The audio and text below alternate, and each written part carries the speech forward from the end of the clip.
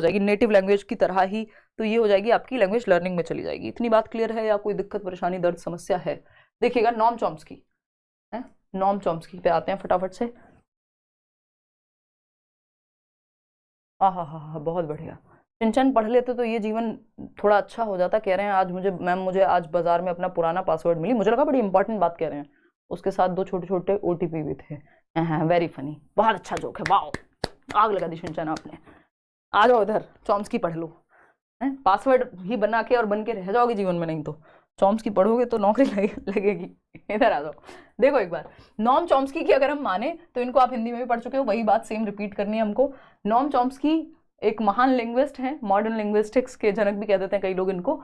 तो humans have an इनेट ability, ये जो सारी राड की जड़ है यानी बोन ऑफ कंटेंशन है, कि मनुष्य के मस्तिष्क में आंतरिक क्षमता है कि वो भाषा को अर्जित कर लेगा। ये बात कहने वाले नॉम चॉम्स्की ही हैं। To acquire a language through language acquisition device, इन्होंने कहा हमारे ब्रेन में एक लैंग्वेज एक्विजिशन डिवाइस है, लैंग्वेज एक्विजिशन डिवाइस। कई लोग इसको क्या कर देंगे, इसको लैंग्वेज की जगह लैंग्वेज एक्विजिशन की जगह कुछ और डाल देंगे, अगर फुल फॉर्म भी पूछ लेते हैं और उसमें भी गलत कराते हैं कई लोग, है ना। तो ध्यान से याद रखना, एक्विजिशन लैंग्वेज एक्विजिशन डिवाइस है, भाषा अर्जन यंत्र है, यानी हाइपोथेटिकल है, परिकल्पनात्मक है, इमेजिनरी है, मिलेगा नहीं। कहीं सर्जरी करवाने चले जाओ और कहो कि मेरा LED दे दो निकाल के, है ना, तो LED नहीं मिलेगा आपको। लेकिन वो उन्होंने कहा है इमेजिनरी है कि ब्रेन में, और कहीं होगा तो कहाँ होगा, लेफ्ट ब्रेन में, क्योंकि भाषा लेफ्ट में होती है, क्रिएटिविटी राइट में, यानी एल्फ और लॉजिक वाली जितनी भी चीजें लेफ्ट ब्रेन में होंगी। ठीक, तो नॉम चॉम्स्की कह रहे हैं आंतरिक क्षमता है ब्रेन में, ह्यूमंस में इनेट एबिलिटी है उनके ब्रेन में भाषा को अर्जित करने की, एक्वायर करने की। आप एनवायरमेंट दो बच्चे को, अपने आप भाषा अर्जित कर लेगा। अब आप बड़े होते हो जिस एनवायरमेंट में, वहां भाषा को एक्वायर कर लेते हो, इनेट एबिलिटी थी ब्रेन में। लेकिन भाषा इनेट नहीं है, पैदा होके हुए हो तो भाषा बोलते हुए नहीं हुए हो, पता चला 2 घंटे का बच्चा बातें कर रहा है आपसे, नहीं, मतलब जन्म के 2 घंटे बाद, नहीं, उसमें क्षमता है, इनेट एबिलिटी है उसके ब्रेन में एक्वायर करने की। भाषा लेके पैदा नहीं हो रहे हो, भाषा सीखने की क्षमता लेके पैदा हो रहे हो। तो ये तो आपको पता ही है, ये मैंने जवाब भी इसमें दे दिया, ये पुरानी स्लाइड आ गई है। The idea that children are born with language acquisition devices, Chomsky की बात है, इस पे समय व्यर्थ नहीं करेंगे, ये भी हम नहीं करेंगे सॉल्व। चॉम्स्की का आइडिया के बारे में बात हो रही है। Children's language development follows a similar pattern across cultures. The stages of language development occur at about the same ages in most children. Children acquire language quickly and effortlessly. ये सारी बातें नॉम चॉम्स्की के बारे में सही है कि पूरी दुनिया में एक पैटर्न, एक यूनिवर्सल ग्रामर, यानी सभी विषयों की जो सभी भाषाओं की जो ग्रामर है वो एक मूल ग्रामर से जुड़ती है, यूनिवर्सल ग्रामर है, जो कुछ चीजें कॉमन ही होती हैं। दूसरा इन्होंने क्या कहा कि जो लैंग्वेज एक्विजिशन डिवाइस है वो क्रिटिकल पीरियड होता है उसका, शुरुआत के 5 साल जीवन के, फिर धीरे धीरे वीक होने लगता है। एडोलेसेंस में जाके ज्यादा दिक्कत होगी किसी को नई भाषा को एक्वायर करने में, बजाय कि कम उम्र में आप जल्दी एक्वायर कर लेते हैं भाषा को, ठीक है ना। और सभी अगर हम बात करें development occur at about the same ages in most children, यानी वही 5 साल की जो उम्र है, या हम कह रहे हैं कि अर्ली चाइल्डहुड में बच्चा भाषा तेजी से सीखता है, तो वो सारी दुनिया के बच्चे उस उम्र में तेजी से सीखते हैं, एफर्टलेसली एंड क्विकली आप सीख जाते हैं। क्रिटिकल पीरियड इसी को कहते हैं, ठीक है ना। तो learning a language without making any deliberate और कॉन्शियस एफर्ट, उसको हम एक्विजिशन कहते हैं। वापस आते हैं सैपर-वोर्फ पे। अगर हम बात करें, हर कोचिंग बोलती है कि सिलेक्शन पक्का, पर समझ नहीं आता कि भरोसा किस पे करें। कोई बोलता है हमारी नोट सबसे बेस्ट है, तो किसी का कहना है हमारी फैकल्टी टॉपर्स है। भगवान जी, अब तो लगता है सिर्फ मार्केटिंग से सिलेक्शन होगा, पढ़ाई से नहीं। तो बच्चों, सिलेक्शन का खेल खेला जा रहा है, नोट्स, फैकल्टी, टॉपर्स, हाँ? देखो मेरे छोरे को ले लो, इसने तो मोबाइल से ही पढ़ के अपना सिलेक्शन करवा लिया, और देखो आज ये इनकम टैक्स इंस्पेक्टर बन गया है। इसलिए हम क्या करें बेटा, खेल सिलेक्शन का है ही नहीं। खेल किसका? खेल है सुपर का। करियर विल ऐप से सुपर कोई नहीं है, तो क्यों पड़े हो चक्कर में, कोई नहीं है टक्कर में। ये रहा कैरियर विल ऐप, इसमें पढ़ाई भी सुपर, गाइड्स भी सुपर, नो कंफ्यूजन, सिलेक्शन ही सिलेक्शन। वोर्फ पे अगर हम बात करें,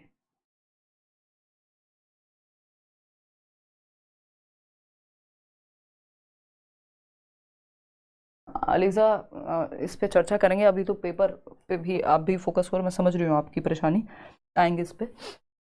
अगर ऐसा है तो सैपर-वोर्फ हाइपोथेसिस, सैपर-वोर्फ की परिकल्पना अब हिंदी में भी पढ़नी है, अंग्रेजी में भी पढ़नी है। इन्होंने कहा है कि जो भी भाषा होती है आपकी, वो या तो डिटरमिन करती है, सुनिश्चित करती है, या फिर इन्फ्लुएंस करती है आपकी थॉट प्रोसेस को। यानी language influences your thought process. आप सोचेंगे कैसे, ये डिपेंड करेगा आपको भाषा कौन सी आती है। अगर आप हिंदी जानते हैं तो आप हिंदी के ढंग से, लहजे से सोचेंगे, आपका सोचने का एक तरीका होगा। हिंदी आपके विचारों को निर्धारित करेगी या प्रभावित करेगी। अगर आप अंग्रेजी जानते हैं तो अंग्रेजी आपके विचारों को प्रभावित करेगी। जो भी भाषा हम जानते हैं वो डिटरमिन करती है या इन्फ्लुएंस करती है हमारी वैचारिक प्रक्रिया को। कि हमने अगर रामायण पढ़ी है हिंदी में तो हमारा विचार उस तरह से आएंगे, हमने अगर बाइबल पढ़ी होती बचपन से तो उस तरह से। मतलब हमारी जो लैंग्वेज है, ये धर्म के बारे में नहीं है, वैसे भी बहुत सारा जो भी हम लिटरेचर पढ़ते हैं उसी भाषा में पढ़ते हैं जो हमें आती है। तो जो भाषा हम जानते हैं वो हमारी थॉट्स को और एक तो प्रभावित करती है और सुनिश्चित भी करती है। इसलिए इसको लिंग्विस्टिक डिटर्मिनिज्म की थियोरी कहते हैं, या हाइपोथेसिस कहते हैं, या रिलेटिविटी भी कहते हैं कि रिलेटिव है ना, लिंग्विस्टिक रिलेटिविटी, या फिर क्या कहते हैं सैपर-वोर्फ हाइपोथेसिस, या लिंग्विस्टिक डिटर्मिनिज्म, भाषाई नियतिवाद भी कह देते हैं इसको। आता है इस पे एक question, the idea that language determines the way we think about and perceive the world. हम दुनिया को किस नजर से देखते हैं ये हमारी भाषा सुनिश्चित करती है। डिटर्मिनिज्म की बात है ये। तो ये सैपर-वोर्फ हाइपोथेसिस है। लिंग्विस्टिक रिलेटिविटी भी इसे कह सकते हैं, लेकिन एग्जैक्ट ये लिंग्विस्टिक रिलेटिविटी किससे जुड़ी हुई है? भाषा सापेक्ष है, हमारे विचार, मतलब हमारे विचार जो है प्रभावित होंगे भाषा से। लेकिन ये एग्जैक्ट जो इसका जवाब होगा वो सैपर-वोर्फ हाइपोथेसिस होगा। ये आपके ली वोर्फ और बेंजामिन सैपर, इन दोनों ने मिलकर ये परिकल्पना दी थी कि लैंग्वेज निर्धारित करती है हमारे विचारों को, हमारे सोचने के तरीके को, हमारे वर्ल्ड व्यू को। इसको रिलेटिविटी भी कहते हैं, लेकिन ये रिलेटिविटी इनकी ही सैपर-वोर्फ हाइपोथेसिस का ही एक हिस्सा है, इसलिए आंसर ए हो गया। अब आ जाते हैं स्किनर पे। स्किनर के बारे में एक सिंपल बात याद रखनी है कि ये कहते हैं बच्चा इमिटेट करके, यानी नकल करके, है ना, नकल करके, अनुकरण करके भाषा सीखता है। जब वो टीवी में किसी को बोलते हुए सीख रहा है तो वो शिनचैन की तरह बोल के दिखाएगा। जब वो माँ बाप को बोलते हुए सुन रहा है तो वो एक दिन नकल करेगा कि मम्मी ऐसे बोलते हैं, गाली सुन लेगा तो गाली ही नकल करेगा। अब बच्चे ने कुछ बोल के दिखाया, तुतला के बोला, वो आपने कहा वेरी गुड, शाबाश, कितने अच्छे से बोला, फिर से बोलो बेटा, तो वो क्या है, बच्चे को रीइंफोर्समेंट देगी वो चीज़। तो इमिटेशन और रीइंफोर्समेंट के थ्रू, है ना, हम भाषा सीखते हैं। ये स्किनर कहेंगे ये बिहेवियरिस्टिक, व्यवहारवादी तत्व है, ये व्यवहारवादी थॉट प्रोसेस है। इसको हम कहेंगे कि इमिटेशन के थ्रू भाषा सीखना कौन कहेगा, तो बिहेवियरिस्टिक लोग कहेंगे, बिहेवियरिस्ट कहेंगे। बिहेवियरिस्ट क्या है, एक स्कूल ऑफ थॉट है, मतलब बहुत सारे लोग इसके अंदर आते हैं। तो BF स्किनर जो है, बुरहस फ्रेडरिक स्किनर, वो कहेंगे बच्चे इमिटेट करके और रीइंफोर्समेंट के थ्रू भाषा सीखते हैं, है ना, वो इंप्रूव करते जाते हैं जैसे जैसे, फिर वो इमिटेट करेंगे, फिर इंप्रूव करेंगे। तो Skinner is of the opinion that children often dash in the language acquisition process. कैसे एक्वायर करते हैं, भाषा कैसे सीखते हैं? इग्नोर करते हैं अडल्ट को, मिसबिहेव करते हैं उनके साथ, या कॉपी करते हैं, या फिर बैडली फेल हो जाते हैं सीखने में। सिंपल है, कॉपी करेंगे, इमिटेट करेंगे और भाषा सीख जाएंगे इसके माध्यम से, इमिटेशन के माध्यम से, रीइंफोर्समेंट, पुनर्बलन के माध्यम से। एक क्वेश्चन और है भाई, फटाफट से सॉल्व करो। Skinner puts forward the theory that children best acquire the language through. यानी क्या थियरी उन्होंने पुट फॉरवर्ड की है स्किनर ने? एक्टिंग स्किल्स के थ्रू, इमिटेटिंग या प्रॉम्प्टिंग एंड शेपिंग। शेपिंग क्या होता है? आपने कहा, बच्चे ने कहा कि अच्छा, उसने कुछ बोला तुतला करके, मम्मी दूध दो, आपने कहा वेरी गुड, अरे वाह ठीक है बेटा, एक बार और बोल दे, एक बार और बोल दे, मम्मी मम्मी आप बहुत अच्छे हो। अब जब एक और बार बोले हो, कह रहे हो, तो आप उसको रिवॉर्ड करोगे उस बिहेवियर को। जब आप वो बिहेवियर जो आप कराना चाहते हो उसको आप रिवॉर्ड करते हो तो वो बिहेवियर शेप होता चला जाता है। ये इनका एक अपने आप में थियरी है शेपिंग की। और प्रॉम्प्ट देते हो आप उसको जहां जरूरत होती है। इमिटेट करना तो सिंपल, इमिटेटिंग तो बहुत बड़ा कीवर्ड है इनके लिए। आते हैं वापस पियाजे एंड वाइगोस्की पे। इनको कैसे भूल सकते हैं, इन्होंने तो जीवन बढ़िया करा हुआ है ना जी। तो अगर हम बात करें पियाजे एंड वाइगोस्की की, होती है इमिटेट करना तो सिंपल, इमिटेटिंग तो बहुत बड़ा कीवर्ड है इनके लिए।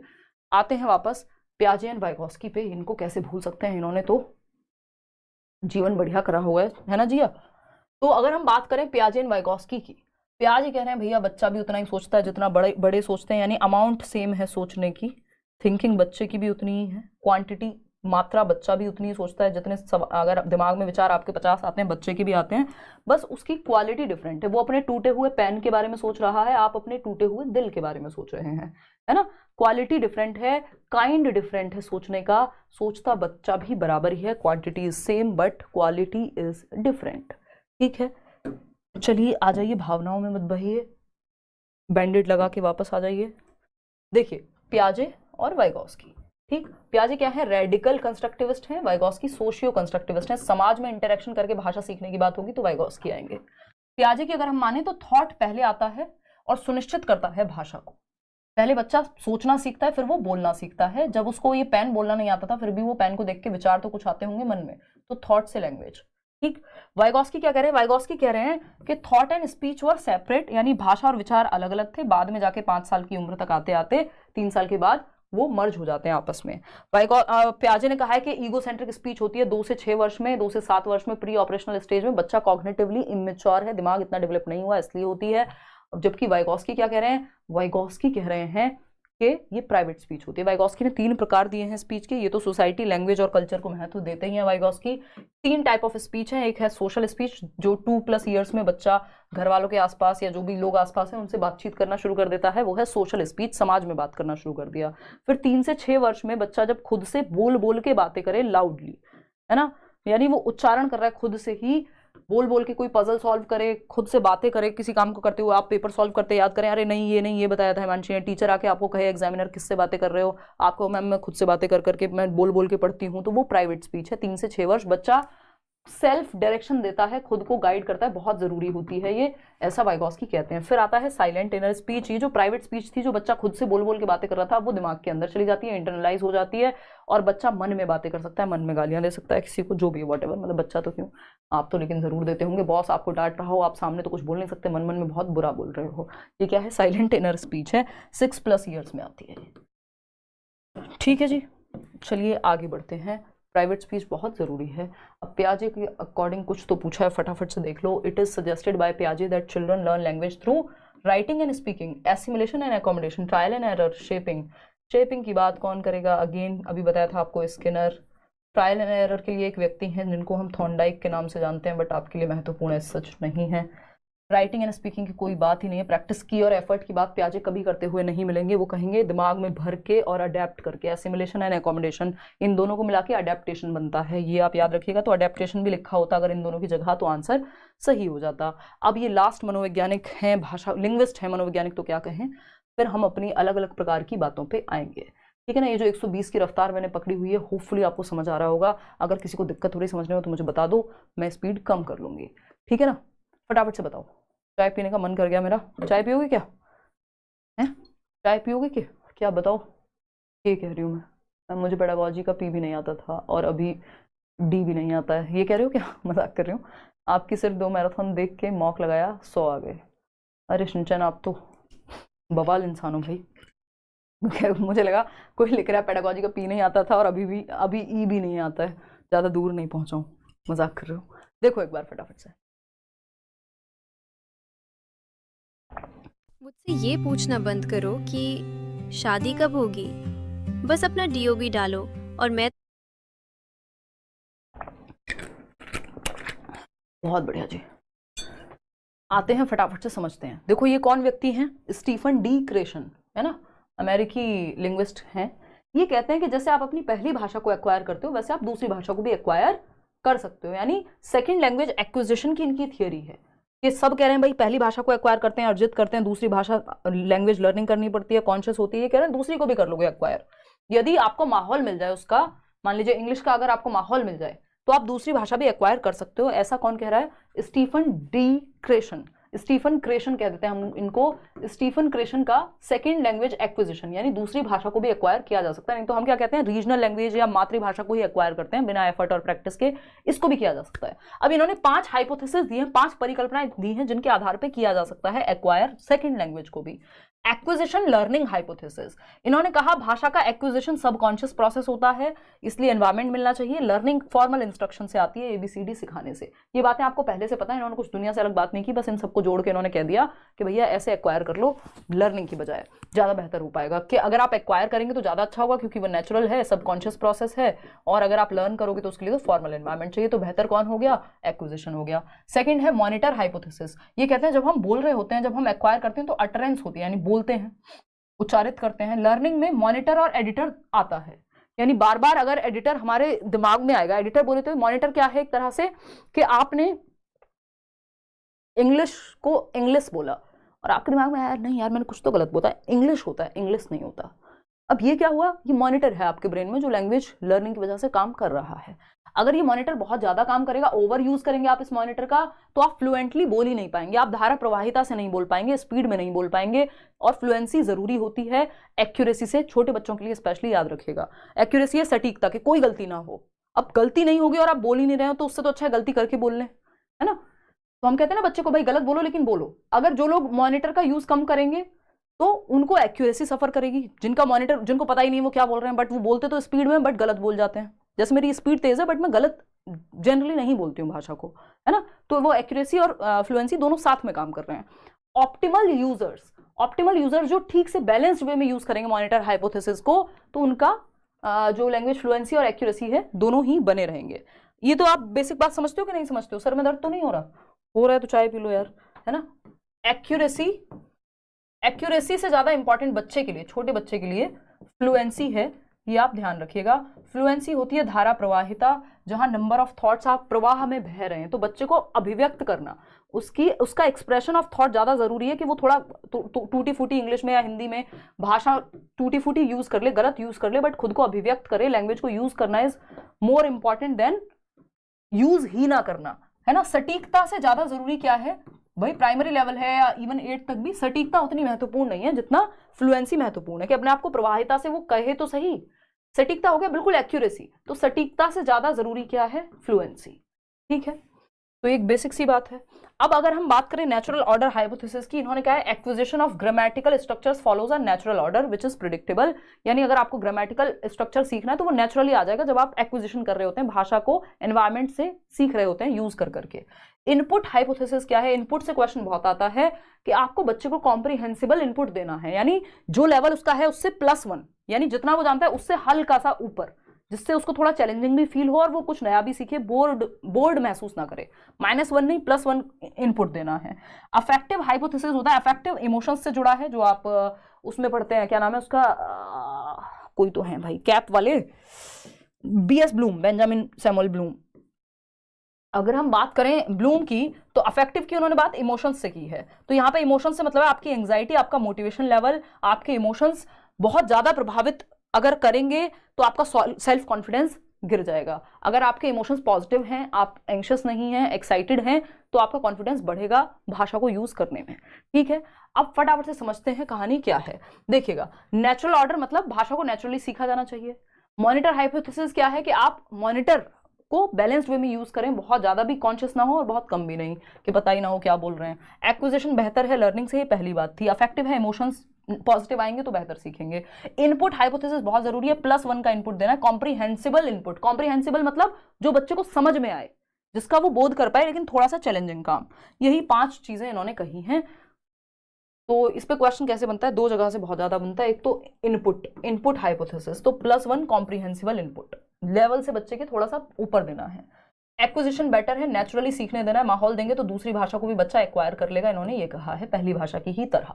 मॉनिटर को बैलेंस्ड वे में यूज करना है, जो दिमाग में एडिटर अपने आप काम करता है कि सही बोल रहे हैं कि गलत। अफेक्टिव फिल्ट्रेशन, इमोशंस को पॉजिटिवली लेके चलना है ताकि बच्चा घबरा करके भाषा को यूज करना बंद ही ना कर दे। तो पॉजिटिव वे में, खत्म कहानी, है ना। एक था राजा एक थी रानी। चलो आ जाओ, अब लैंग्वेज स्किल्स पे आते हैं फटाफट से। लैंग्वेज स्किल्स आपको पता है 4 भाषाई कौशल होते हैं, LSRW, सूबो पाली, LSRW, ठीक। लैंग्वेज स्किल्स, ठीक। लिसनिंग, ये L बना हुआ देखा ना, गाड़ियों के पीछे लोग लगा देते हैं, पता नहीं कौन कह रहा था कि ये कोई फ्रेंड सर्कल में ही था कि ये गाड़ी सीखेगी ना, हाँ याद आ गया, क्योंकि ये गाड़ी सीखेगी, हमारी एक फ्रेंड है, कि इसके लिए ना $L लिखवाना पड़ेगा गाड़ी पे। वो लर्नर्स लाइसेंस में आता है ना, वो L लिखना पड़ता है गाड़ी के पीछे जब आप नया गाड़ी सीखते हो चलाना, ड्राइविंग मतलब। तो अगर हम बात करें तो वो रेड वाला जो L होता है, तो ये वही L है, लिस्टिंग वाला, लर्निंग वाला नहीं है। यानी आप दुनिया में आते हो, सुनते हो, ग्रहण करते हो, ठीक। फिर स्पीकिंग यानी आप बोलना शुरू करते हो, रीडिंग यानी आप पढ़ना शुरू करते हो, और राइटिंग। कई बार ऐसा होता है या जनरली ऐसा होता है कि बच्चा स्क्रिबल करना पहले शुरू कर देता है पढ़ने से। स्क्रिबलिंग क्या होता है? स्क्रिबलिंग होता है कीलम काटी, एक तरह से इललेजिबल राइटिंग। इललेजिबल क्या होता है? आप पढ़ नहीं पाएंगे, वो कुछ भी पेन लेके टेढ़ा मेढ़ा कुछ भी करता रहेगा, है ना। फ्री राइटिंग होती है, आप अपने थॉट्स को फ्लो में लिख रहे हैं। फ्री राइटिंग में जरूरी नहीं आप स्क्रिबलिंग ही करें, ठीक। तो स्क्रिबलिंग की अगर हम बात करें, बट कर सकते हैं, तो स्क्रिबलिंग क्या है? कुछ भी टेढ़ा मेढ़ा जिसका कोई मीनिंग नहीं है, बच्चा पहले वो करना सीखता है, बाद में कई बार रीडिंग। हालांकि इसका जो ऑर्डर है, अगर आपसे पूछे इनका क्रम क्या होता है, तो LSRW ये इनका क्रम होता है। क्या ये क्रम में ही सीखे जाते हैं? जी नहीं। कैसे सिखाना चाहिए? इंक्लूसिवली सिखाना चाहिए, इंटीग्रेटेड मैनर में सिखाना चाहिए, ठीक है ना। अगर नॉर्मल केस में पूछे कि क्रम में नहीं सिखाएं तो हाँ जी मत सिखाओ, है ना। वो डिपेंड करेगा क्वेश्चन क्या पूछा है। इसमें हिंदी वाले सेशन में मैंने बहुत कहानियां आपको इसके अराउंड सुनाई हैं। अब फटाफट से 2 चीजें समझ लेते हैं। लैंग्वेज स्किल्स में 4 स्किल्स हैं। लिसनिंग और रीडिंग को हम रिसेप्टिव स्किल्स कहते हैं या पैसिव स्किल्स कहते हैं, जिसमें आप बैठ करके बस रिसीव कर रहे हैं। जैसे अभी आप लिसनिंग और रीडिंग कर रहे हैं, या तो आप बोर्ड पे देख रहे हैं या मुझे सुन रहे हैं, तो यानी भर रहे हैं भाषा को अपने अंदर, रिसीव कर रहे हैं। तो ये रिसेप्टिव स्किल्स या पैसिव स्किल्स कहलाती हैं, क्योंकि आप यहाँ बहुत ज्यादा एक्टिव नहीं है, खुद से प्रोड्यूस नहीं कर रहे भाषा को। जबकि स्पीकिंग और राइटिंग जो है वो प्रोडक्टिव स्किल्स होती हैं या एक्टिव स्किल्स कहलाती हैं। क्यों? क्योंकि आप यहाँ पे भाषा को प्रोड्यूस कर रहे हैं, उत्पादन कर रहे हैं। जब मैं लिख रही हूँ और मैं बोल रही हूँ तो मैं भाषा को प्रोड्यूस कर रही हूँ, बना रही हूँ एक तरह से।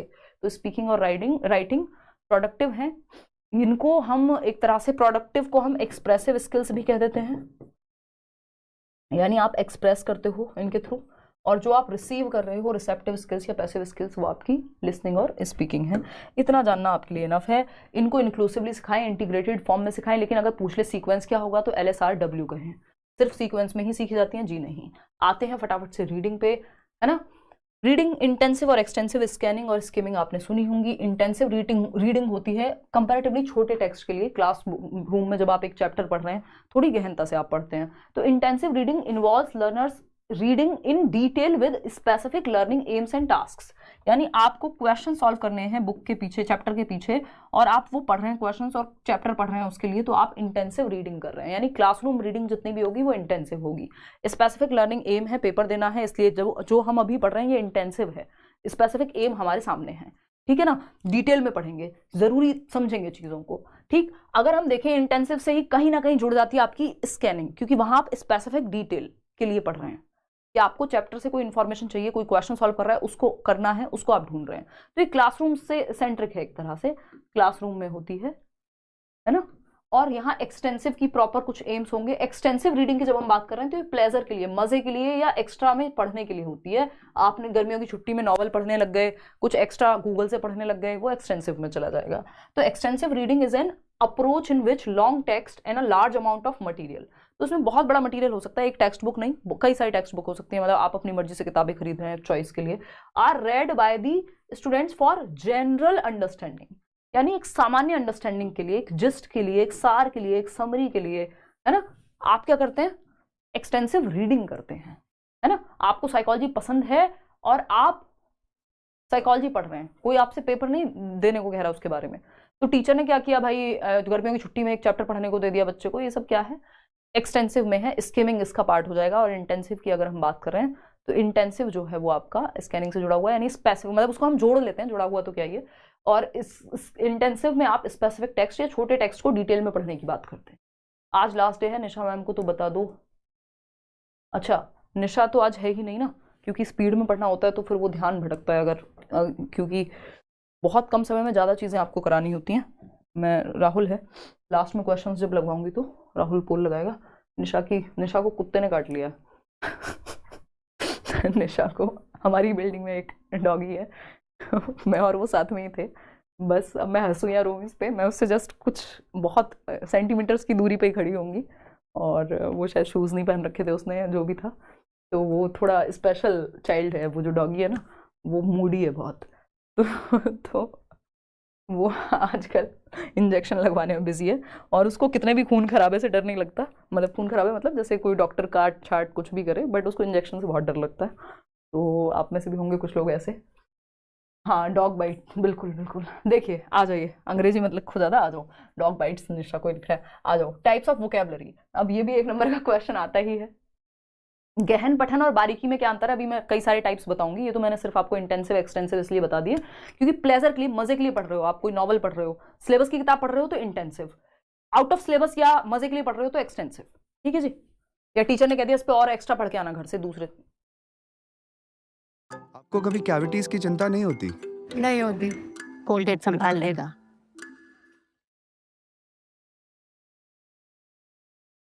कोई कह रहा है रिंग पहन के जा सकते हैं। भाई ring, belt, chain, gold chain वगैरह कोई आज पूछ रहा था, मंगलसूत्र, ये सब चीजें अवॉइड करें। हद से हद इयररिंग्स पहन जाएं, वो भी ऐसे नहीं जो झुमके अलग से चमक रहे हो, ठीक है ना।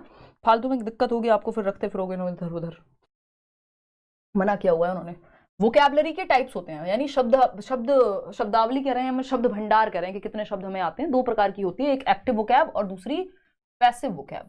एक्टिव वोकैब वो है जो ऑफन हम यूज करते हैं, बार बार फ्रिक्वेंटली हमारे इस्तेमाल में आते हैं जो शब्द, वो फ्रिक्वेंटली यूज करते हैं जिन शब्दों को हम बार बार, जैसे बार बार क्या हो सकता है, डॉग है ना, निशा, डॉग, और क्या हो सकता है भाई, वाटर है ना, या फॉर दैट मैटर दो भी क्या है, काफी शब्द यूज होता है, दीज, मतलब और भी ऐसे बहुत शब्द हो सकते हैं जिनको आप डेली बेसिस पे यूज करते रहते हैं।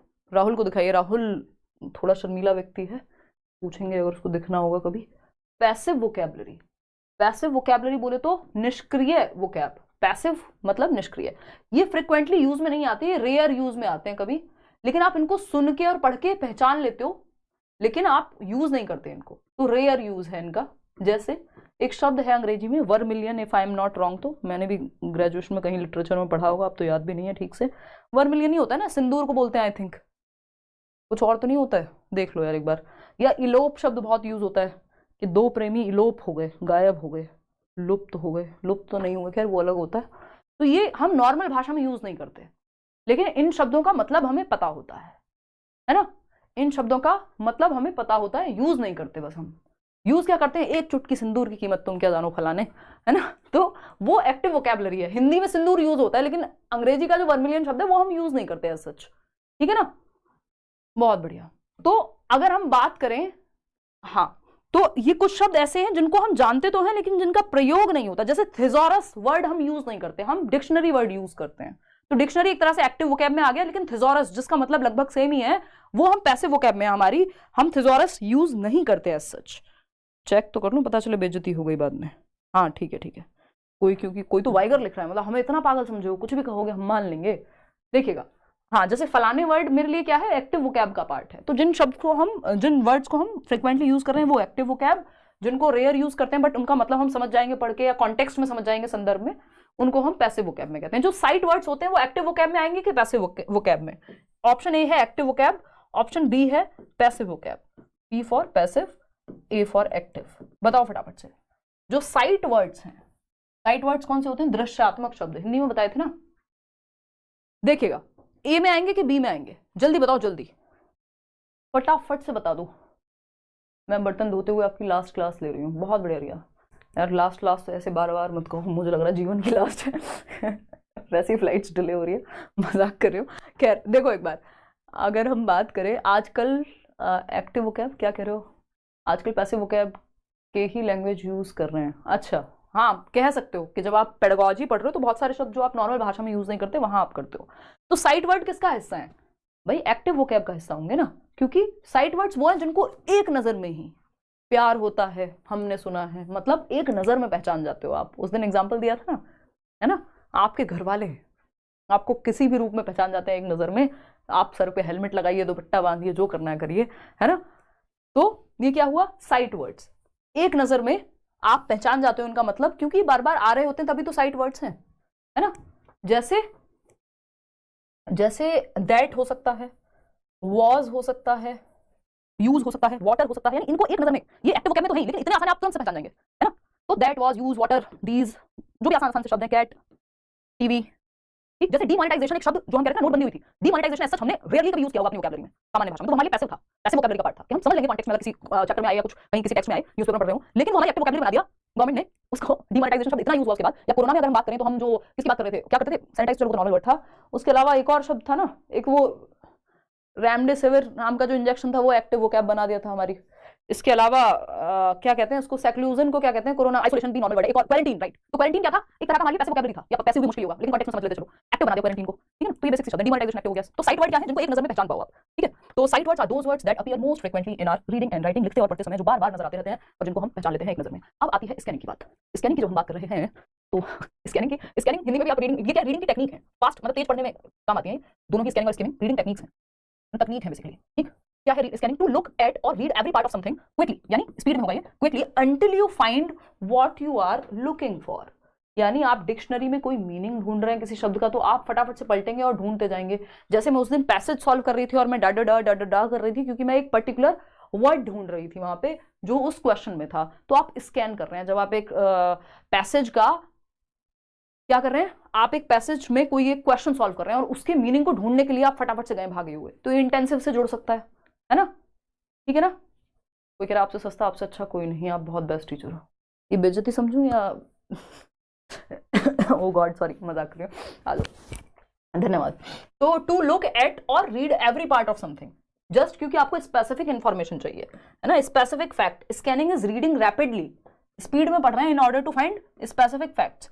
आप गए होगे मॉल में, मॉल की एंट्री पे जाते हो, एयरपोर्ट पे एंट्री जो सिक्योरिटी चेक होता है, या फिर अगर मैं बात करूं आप प्रिंटर से या इस फोन से भी अगर आप एक पेपर स्कैन करोगे तो वो एक एक डिटेल को स्कैन करेगा। मतलब स्पेसिफिक डिटेल की जब हम बात कर रहे हैं, जब आप डिक्शनरी में कोई वर्ड ढूंढ रहे हो, उस दिन मैंने एग्जांपल दिया था 3 इडियट वाला, कि जब आप मेरिट में अपना नाम ढूंढ रहे हो तो आपका ध्यान अपने नाम पे, आप फटाफट से देखते हो अच्छा मेरा लिस्ट में नाम है कि नहीं है, तो वो स्कैनिंग है। जब आप फोन में, मोबाइल में अपने नंबर ढूंढ रहे हो किसी दोस्त का, तो आप स्कैन करते हो, एस वाले नंबर सारे एक साथ आ जाएंगे, तो आप स्पेसिफिक इंफॉर्मेशन के लिए फटाफट से पढ़ते हो, वो स्कैनिंग है।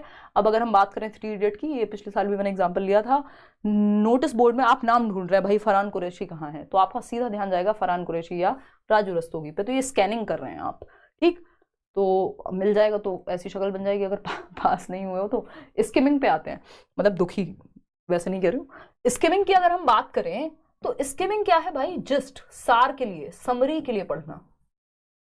आइडिया लग गया आपको, 3 घंटे की मूवी 30 मिनट में बता दी अपने दोस्त को, क्या है ये, स्किमिंग है।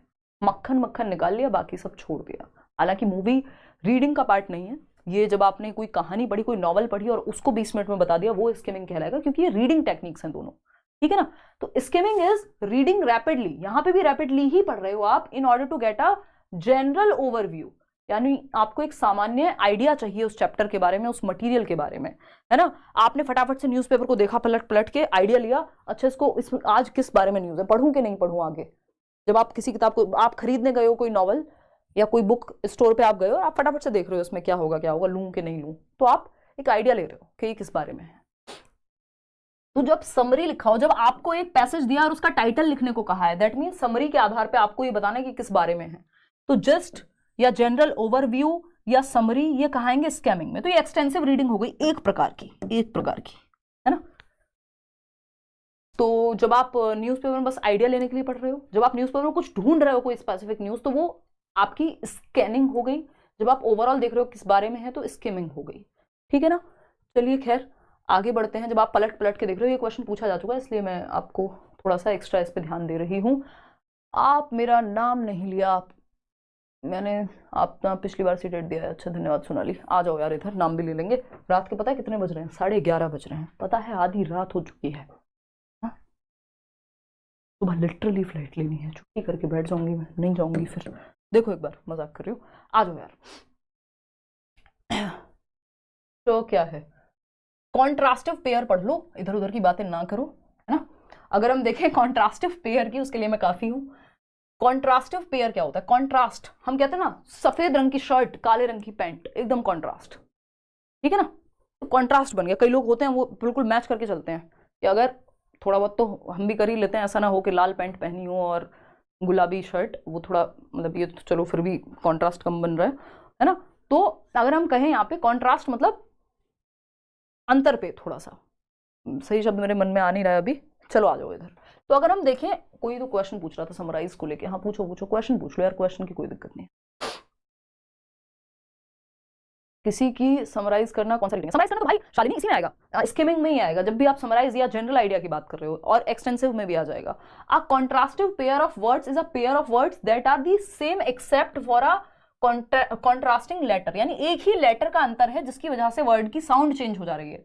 जैसे टेक और टेप, तो एक ही साउंड है जो कॉन्ट्रास्टिंग है, टेक को और पो, टेक टेप कॉन्ट्रास्ट। ये बच्चे को हम प्रोनाउंसिएशन में हेल्प करते हैं, छोटे बच्चों को ये अंतर पता लग पाता है उनको। टीम और डीम, तो एक ही लेटर की साउंड है जिसकी वजह से ये चेंज हुआ है। कॉपी एम्पल, ये इन्होंने हिंदी में कर दिया इसको। तो अगर हम बात करें एप्पल और एम्पल, ये भी कर सकते हैं हम। ओके डन है। येलो सूट रेड दुपट्टा कॉन्ट्रास्ट, देख रहे हो वैशाली का पूरा ज्ञान आ गया फैशन का। अरे पास करोगे यार, क्यों नहीं करोगे, कैसी बातें करते। ठीक है ना, इतनी बात क्लियर है। कितने बजे तक चलेगा? बजे मत पूछो यार, मुझे खुद नहीं पता कितने बजे तक चलेगा, एक्सपायरी डेट थोड़ी है सेशन की। देखो एक बार तो कॉन्ट्रास्टिव पेयर जिसमें एक ही लेटर का अंतर है, जिसकी वजह से ये यहाँ पे लिखा हुआ कॉन्ट्रास्टिव मिनिमल पेयर्स भी कहते हैं इनको। हाँ ये याद रखिएगा, मेरे दिमाग से निकल गया था। क्या कहते हैं? मिनिमल पेयर्स भी कहते हैं। Used for teaching learning of pronunciation, उच्चारण के लिए। ये तो मैंने आपको बता ही दिया कि उच्चारण क्लियर हो कि टेप और टेक में अंतर क्या है। तो जब आप दोनों शब्द एक साथ बुलवाते हैं बच्चा समझ पाता है। अब आ जाते हैं रीडिंग पे। साइलेंट और लाउड रीडिंग ये मुख्य प्रकार हैं, इसके अंदर बहुत सारे टाइप आ जाएंगे, उस पर अभी बात करेंगे। साइलेंट रीडिंग होती है मौन पठन। इसमें आप डिटेल्स बेहतर समझ पाते हो किसी चैप्टर की, स्पीड में पढ़ पाते हो, है ना, स्पीड में पढ़ पाते हो, गहन हो जाता है थोड़ा अध्ययन इसमें, है ना, नॉलेज ज्यादा बेहतर आप गेन कर पाते हो इसमें। वोकैबलरी बिल्डिंग अच्छी हो जाती है, यानी काफी जब आप पढ़ेंगे ज्यादा तो वोकैबलरी भी आपकी बिल्ड हो जाएगी। लेकिन लाउड रीडिंग या अलाउड रीडिंग की जब हम बात करें, है ना, लाउड होता है चिल्ला चिल्ला के पढ़ना, अलाउड हो गया कि सस्वर पठन। तो अगर हम इसमें बात करें तो इससे प्रोनाउंसिएशन ठीक होता है कि अगर बच्चा गलत पढ़ रहा होगा टीचर के सामने तो क्या होगा, वो करेक्ट करा देंगे उसको। तो प्रोनाउंसिएशन यानी उच्चारण बेहतर होता है, सुर लय ताल बेहतर होती है, इंटोनेशन जिसको हम कहते हैं उतार चढ़ाव हमारी आवाज में, है ना। मैंने कहा अरे इधर आओ, ये क्या हुआ, अचानक से आवाज बढ़ गई, कान में तो दर्द नहीं हो गया, तो ये क्या इंटोनेशन, उतार चढ़ाव, किसमें, टोन में, तो इंटोनेशन कहलाते हैं। तो इंटोनेशन भी यहाँ पे बेटर हो जाती है लाउड रीडिंग से, ठीक है ना। तो ये बेसिक सी बातें हैं। अब देखो लाउड रीडिंग में और साइलेंट रीडिंग में कई सारे टाइप्स हैं। देखो टाइप्स ऑफ रीडिंग फटाफट से पढ़ते हैं। अगर हम कह रहे हैं यहाँ पे इंटेंसिव रीडिंग की जब हम बात कर रहे हैं, तो इंटेंसिव रीडिंग अभी हमने बात की गहन अध्ययन, जब आपको डिटेल में कुछ पढ़ना है, जब आपको गहनता से कुछ पढ़ना है, कोई टेक्स्ट है जिसकी स्पेसिफिक डिटेल्स के लिए आप पढ़ रहे हैं, इस पे चर्चा हम कर चुके हैं ऑलरेडी, स्पेसिफिक डिटेल्स के लिए। एक्सटेंसिव टेक्स्ट बुक वगैरह में आपके ये काम आता है। मुझे लग रहा है कुछ दिनों तक तो गला टाटा बाय बाय फिनिश हो जाएगा। एक्सटेंसिव रीडिंग की अगर हम बात करें, एक्सटेंसिव रीडिंग होती है आपकी प्लेजर के लिए, जॉय के लिए, मजे के लिए, एक्स्ट्रा में पढ़ रहे हैं आप, कुछ आइडिया के लिए पढ़ रहे हैं, समरी के लिए पढ़ रहे हैं, है ना। गाइडेड रीडिंग, गाइडेड रीडिंग है जब टीचर आपको गाइड करे, जब टीचर इन्वॉल्व है आपको गाइड करे, जहां जरूरत है करेक्ट करे। मॉडल रीडिंग है जब टीचर पढ़ के दिखाए मॉडलिंग के रूप में और आप फिर पीछे पीछे उच्चारित करें या वैसा ही पढ़ने की कोशिश कर रहे हैं। डायलॉगिक रीडिंग इस बार आया था। डायलॉगिक रीडिंग है जब एक अडल्ट और एक बच्चा एक किताब का इस्तेमाल कर रहे हैं और एक कहानी पढ़ रहा है एक अडल्ट और उसको बता रहे हैं, बच्चों को आपस में डिस्कशन कर रहे हैं, तो संभाषित पठन है। अडल्ट और चाइल्ड, बीच में है टेक्स्ट बुक और पढ़ पढ़ के एक दूसरे को सुना रहे हैं, समझ रहे हैं, चर्चा कर रहे हैं। जैसे आपकी दादी और नानी अगर किताब के माध्यम से आपको कोई कहानी उठाएं, और जैसे बुक रीड करते हैं बहुत सारे लोग, बच्चों को कहानियां सुनाते हैं रात को, तो वो संभाषित पठन है कि रात को पापा या मम्मी कहानी सुना रहे हैं, अगर किताब का भी इस्तेमाल कर रहे हैं बीच में, तो वो संभाषक पठन हो गया, डायलॉगिक रीडिंग हो गई, ठीक है ना। अगर किताब ना भी हो और कोई ऑप्शन ना हो तो भी आप डायलॉगिक के साथ जा सकते हैं, क्योंकि यहाँ संभाषण होता है। शेयर्ड रीडिंग होती है, बच्चे शेयर करके अपना पढ़ रहे हैं। पढ़ रहे हैं कैसे, दो बच्चे एक बुक में साथ में बैठ के पढ़ रहे हैं या ग्रुप में पढ़ रहे हैं साथ में, तो शेयर्ड रीडिंग हो गई, ठीक। तो ये बेसिक बहुत माइन्यूट सा अंतर है, ये ऑप्शन आपको सारे एक साथ नहीं देगा, डिपेंड करता है पूछा क्या है। कोडिंग डिकोडिंग पे आ जाते हैं बहुत ही जल्दी से, है ना। कोडिंग डिकोडिंग, कोडिंग क्या होता है या एनकोडिंग कह देते हैं हम, कि जब आप कोड में पुट कर रहे हैं किसी चीज को, जैसे आपने कहा आई लाइक यू, ठीक है जी, आपको इसको क्या करना है, एनकोड करना है, एक कोड में पुट करना है। 1 4 3 एक लेटर में बंद किया, आपने भेज दिया किसी को, मोहतरमा को, जिसको भेजा हमें क्या है, जिनके पास आप क्या हैं, सेंडर हैं, क्योंकि आप एनकोड कर रहे हैं, है ना, आप सेंडर हैं। रिसीवर क्या करेगा, इसको डिकोड करेगा।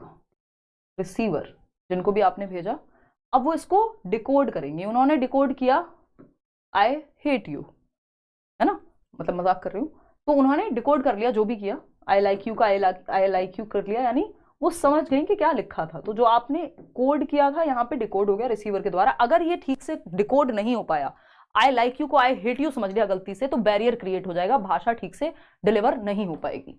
इतनी बात क्लियर है या कोई दिक्कत परेशानी दर्द समस्या है?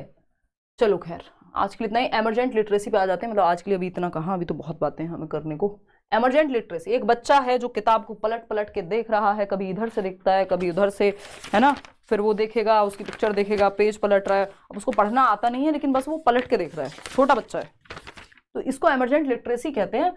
कि लिटरेसी से पहले, साक्षरता से पहले बच्चा या फिर वो पेंसिल ऐसे स्क्रिबल करना शुरू कर दे, है ना, कुछ भी ऐसे लग रहा है कि आपको वो पढ़ रहा है लेकिन पढ़ना नहीं आता, वो घुमा घुमा के किताब को चारों तरफ से देख रहा है, तो एमरजेंट लिटरेसी है। उद्गामी साक्षरता कहते हैं कि अभी उसमें वो डेवलप हो रही है क्षमता कि वो आगे जाके पढ़ना सीखेगा, तो ये छोटे बच्चों के लिए होता है, less than 5 years। Metacognitive ability की जब हम बात कर रहे हैं, मेटाकॉग्निटिव एबिलिटी क्या है भाई? The ability to think and talk about language, language के बारे में बात कर पाना, लैंग्वेज के बारे में सोच पाना, क्या है? बहुत बढ़िया, सुन लो। Metacognitive ability, thinking about thinking, awareness about awareness, language के बारे में अवेयरनेस, लैंग्वेज के बारे में चिंतन। फोनेमिक अवेयरनेस, अब फोनेमिक अवेयरनेस क्या है भाई? ध्वन्यात्मक जागरूकता कहेंगे इसको। The ability to hear and manipulate individual sounds. आपको पता है चार, चौधरी, चंबल, ये क्या किया? साउंड में चेंज है, तो ये कैसे आप मैनिपुलेट करेंगे, कैसे आवाज या कैसे आप साउंड को चेंज करेंगे, किस शब्द को कहां लगाने से चेंजेस आ सकते हैं, इस बात की अवेयरनेस है ना, कि आप सुन पा रहे हैं भाषा को और अपने तरीके से जब यूज कर रहे हैं तो मैनिपुलेट भी कर पा रहे हैं साउंड्स को, जैसे आप गाने सुनते हैं। तो फोनेमिक अवेयरनेस है कि उच्चारण यानी साउंड से संबंधित चीजें जो है आप कैसे चेंजेस, फेरबदल कैसे उसमें कर सकते हैं, और सुन करके जब आप साउंड को समझते हैं तो वो भी फोनिक अवेयरनेस का ही पार्ट है, ठीक है ना। टोटल फिजिकल रिस्पॉन्स, टीपीआर, इस पे भी एक क्वेश्चन आता ही है भाई, टीपीआर क्या है? टीपीआर जेम्स अशर कह लीजिए या एशर कह लीजिए, बेसिकली सैन होजे एक जगह है अमेरिका में, वहाँ के प्रोफेसर हैं, उसको लिखते तो जोसे हैं बट सैन होजे प्रोनाउंस करते हैं हम उसको, पता ही होगा आपको। तो अगर हम बात करें सैन होजे की, तो वहाँ पे प्रोफेसर हैं जिन्होंने ये टोटल फिजिकल रिस्पॉन्स, प्रोफेसर हैं और ये साइकोलॉजी पे बड़ी बात करते हैं। तो जेम्स एशर की अगर हम बात करें तो इन्होंने टीपीआर की बात की। टीपीआर एक मेथड है जो किस पे बेस्ड है? मूवमेंट बेस्ड है, कि आप अगर मूवमेंट या एक्टिविटी करके सिखाते हो बच्चे को तो ज़्यादा याद रहता है या समझता ज़्यादा है। तो it is based on the coordination of language and physical movement. भाषा को और मूवमेंट को एक साथ जोड़ दो तो बच्चे को याद रहेगा। जब हम कहते हैं ट्विंकल ट्विंकल लिटिल स्टार, और बच्चों को कह रहे हो तुम भी पीछे पीछे ऐसे ही करो, है ना। जैसे टीचर ने क्या कहा? टीचर ने कहा Simon says put your left arm up, तो जब टीचर ने कहा कि put your left arm up, तो लेफ्ट आर्म अप कर लिया सभी बच्चों ने, ठीक है ना। मतलब भाई अपना उल्टा हाथ आगे लेकर के आओ, फिर थप्पड़ लगाओ। ये क्या है? ये मैच्योरिटी है ना। तो ये क्या है? तो जो जो टीचर कह रही है वो कर रहे हैं बच्चे फिजिकली, तो लैंग्वेज भी सीख रहे हैं और मूवमेंट के माध्यम से सीख रहे हैं, तो याद रहेगा उनको। कोई कह रहा है वॉच तो जरूरी है, रूल वाले कौन होते हैं? वाह, देखो एक बार अगर हम बात करें तो बच्चा टीचर के पीछे पीछे एक्टिविटी कर रहा है फिजिकली भी। टीचर ने कहा कि हमारे 2 कान होते हैं, तो बच्चे भी पीछे पीछे कान पकड़ रहे हैं, फिर बॉडी पार्ट्स पढ़ाते हुए, फिर उन्होंने कहा एक नाक होती है तो नाक को टच कर रहे हैं। तो जो एक्टिविटी टीचर करे वो उसके पीछे पीछे बच्चे, भाषा की कोई कविता हो सकती है, छोटी क्लासेस में स्पेशली यूज करते हैं, क्लास 1 और 2 में तो बहुत ज्यादा, तो बच्चे सेम एक्टिविटी रिपीट करते हैं पीछे पीछे। तो इससे क्या है? साइकोलॉजिकली कनेक्शन बनता है, लैंग्वेज को वो बेहतर तरीके से एक्टिव होकर के सीख पाते हैं। ये एक बेसिक सी बात थी टीपीआर मेथड में। अगर हम बात करें basic steps of the writing process, अब हम सीधा आ गए राइटिंग प्रोसेस की स्टेप्स पे जो पेपर में पूछ लिया जाता है। क्या है भाई? ये पहला होता है प्री राइटिंग स्टेज। जैसे प्री रीडिंग में एक चीज होती है प्रिडिक्शन, क्या आप अनुमान लगा लेते हैं पढ़ने से पहले ये किस बारे में होगा। ये मैं इसलिए बता रही हूँ क्योंकि समय कम है और प्रिडिक्शन पे क्वेश्चन आ जाता है जब रीडिंग से पहले की एक्टिविटी है ये, या आपसे प्रीवियस नॉलेज टेस्ट करने के लिए कुछ क्वेश्चन पूछ ले टीचर, तो वो किस में आएगा? आपके प्री रीडिंग एक्टिविटी में आएगा, यानी पढ़ाने से पूर्व ओल्ड नॉलेज को न्यू नॉलेज से कनेक्ट करने की बात की जा रही है। देखिए प्री राइटिंग क्या है? प्री राइटिंग एक्टिविटी हो सकती है आप ब्रेनस्टॉर्म करा रहे हैं बच्चे को कि किस बारे में लिखें, क्या लिखें, है ना। अलग अलग बच्चे अलग अलग आइडियाज दे रहे हैं। ब्रेनस्टॉर्मिंग होती है ग्रुप में पढ़ाना, मतलब सॉरी ग्रुप में आइडियाज सोचने के लिए कहना, इससे प्रॉब्लम सॉल्विंग और क्रिएटिव प्रॉब्लम सॉल्विंग होती है। एलेक्स एफ ऑसबर्न ने दिया था इसको। तो प्री राइटिंग में आप बेसिकली प्रिपेयर होते हैं लिखने से पहले, किस बारे में लिखेंगे, क्या आइडियाज हैं, उन पे आप विचार करते हैं। राइटिंग से पहले का स्टेज है। फिर आती है ड्राफ्टिंग। ये अलग अलग स्टेज अलग अलग लोगों ने दिए, बट ये 5 सामान्य स्टेजेस हैं जिसमें सब कुछ आ जाता है। है ना, आपको ऑप्शन के अकॉर्डिंग जवाब दे देना है, ऐसा नहीं है इनको रट्टे लगा लेने हैं। ड्राफ्टिंग क्या है, आप एक ड्राफ्ट बनाते हैं, एक प्रारूप बनाते हैं कि भाई ये इस बारे में रहेगा, ऐसे लिखेंगे इसको, और आप लिख रहे हैं, मतलब आपने एक ड्राफ्ट बनाया, एक बेसिक फॉर्मेट में आप लिखना शुरू करते हैं। रिवाइजिंग में क्या है, अब आपको जो भी चेंजेस करने हैं, चाहे वो आपको प्रूफ रीड करना हो, चाहे वो आपको यहाँ पे अगर कुछ लाइंस हटानी है, नए तरीके से सेंटेंस लिखना है, ड्राफ्टिंग में आपने लिख दिया बेसिक, यहाँ रिवाइजिंग में आपको कुछ हटानी है लाइंस, कुछ ऐड करना है, वो सब करते हैं आप। एडिटिंग में छोटे मोटे चेंजेस होते हैं कि आपका पंक्चुएशन की कोई गलती हो गई, कॉमा कहीं लगाना था, फुल स्टॉप कहीं लगाना था, एक्सक्लेमेशन मार्क कहीं लगाना था, तो एडिटिंग में हम छोटी ग्रामेटिकल मिस्टेक्स को हम एडिट करते हैं, एक बार देखते हैं, प्रूफ रीडिंग हो जाती है यहाँ पे भी। पब्लिशिंग की जब हम बात करते हैं तो ये फाइनल आपका पब्लिश हो रहा है जब टेक्स्ट, तो वो पब्लिशिंग है। तो आपसे वैसे जनरली स्टेप्स की बजाय ये पूछ लेता है कि ड्राफ्टिंग किसका पार्ट है, एडिटिंग किसका पार्ट है, प्री राइटिंग किसका पार्ट है, तो आप कहेंगे कि भैया ये राइटिंग का ही पार्ट है। अभी पैराफ्रेजिंग वगैरह भी हम पढ़ने वाले हैं। आते हैं अब process writing and product writing, आपने सुने होंगे। अभी आपको फ्री गिफ्ट्स के लिए बर्थडे तक का इंतजार नहीं करना होगा, क्योंकि उस चीज की जिम्मेदारी अपना मार्ट अपने कंधों पे ले। Process writing and product writing आपने सुने होंगे, है ना। मैम हिंदी में मुश्किल के लिए एक वर्ड यूज किया के साथ से था कुछ, वो क्या था, प्लीज एक बार वो वर्ड दोबारा बता दो। क्या करोगे उसका दीक्षा? क्लिष्ट, क्लिष्ट था वो, जिसको हम कठिन कहते हैं ना। तो मैं चाय का बोल देती हूँ यार, मेरी बैंड बज गई अभी, मतलब करेंगे अभी तो हमारे पास कितना, आपसे तो हम ज़्यादा ही कर चुके हैं, फिर तो क्वेश्चंस भी हैं लास्ट में, तो डोंट वरी।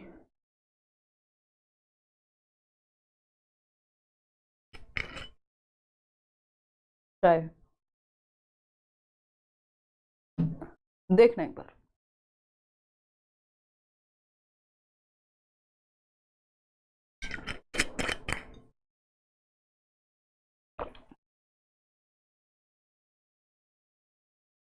विशाखा आप आ जाओ, आपसे बनवा लेते हैं। कह रही हैं चाय कौन बना रहे हैं? कैमरा लगे हुए हैं हमारे घर में सब जगह, है ना, वो एक्सेस दे दें आपको, उसका मन लगा रहेगा आपका। Audio lingual method, basically army method उसको कहते हैं निशा, और आजकल पूछा नहीं जाता, बट फिर भी मैं बता देती हूँ, मेरे प्रीवियस लेक्चर्स में आपको मिल जाएगा, जो पूरी प्लेलिस्ट बनाई हुई है हिंदी और इंग्लिश पेडागोजी की। इसमें क्या होता है, कुछ फ्रेजेस की एक तरह से रट्टे ही लगा लेते थे लोग, है ना, कि जिससे काम चल जाए, जिससे काम चल जाए। तो आपने देखा होगा कि yes sir, no sir, basic जो फ्रेजेस हैं जो बार बार यूज होते हैं, उनको एक तरह से आप इम्बाइब कर लेते हो, तो उससे काम ही चलता है, बस प्रॉपर बहुत अच्छा मेथड नहीं है। आर्मीज यूज करती थी अलग अलग जगह पे जाने के लिए, मतलब वहां पे कम्युनिकेट करने के लिए।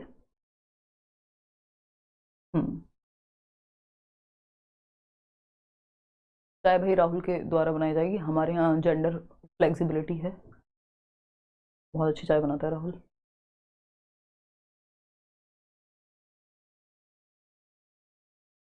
वाले तो जो है और लोग में होंगे, सुबह स्कूल जाना होता है उनको। चलो आ जाओ, अगर हम देखें प्रोसेस राइटिंग, प्रोसेस राइटिंग और प्रोडक्ट राइटिंग, इस पे बहुत क्वेश्चन आते हैं, मतलब अब आने लगे हैं। प्रोसेस राइटिंग क्या है? प्रक्रिया, प्रक्रिया, प्रोसेस पे फोकस है, यहाँ क्रिएटिविटी निकल के आती है व्यक्ति की, है ना, ये क्रिएटिव एस्पेक्ट निकाल के लाता है। प्रोडक्ट वाला जो है वो फाइनल एक प्रोडक्ट की तरह एक एंड रिजल्ट की बात करेगा, सही लिखा है कि गलत लिखा है, इस पे एररलेस राइटिंग की बात करेगा, ठीक है ना।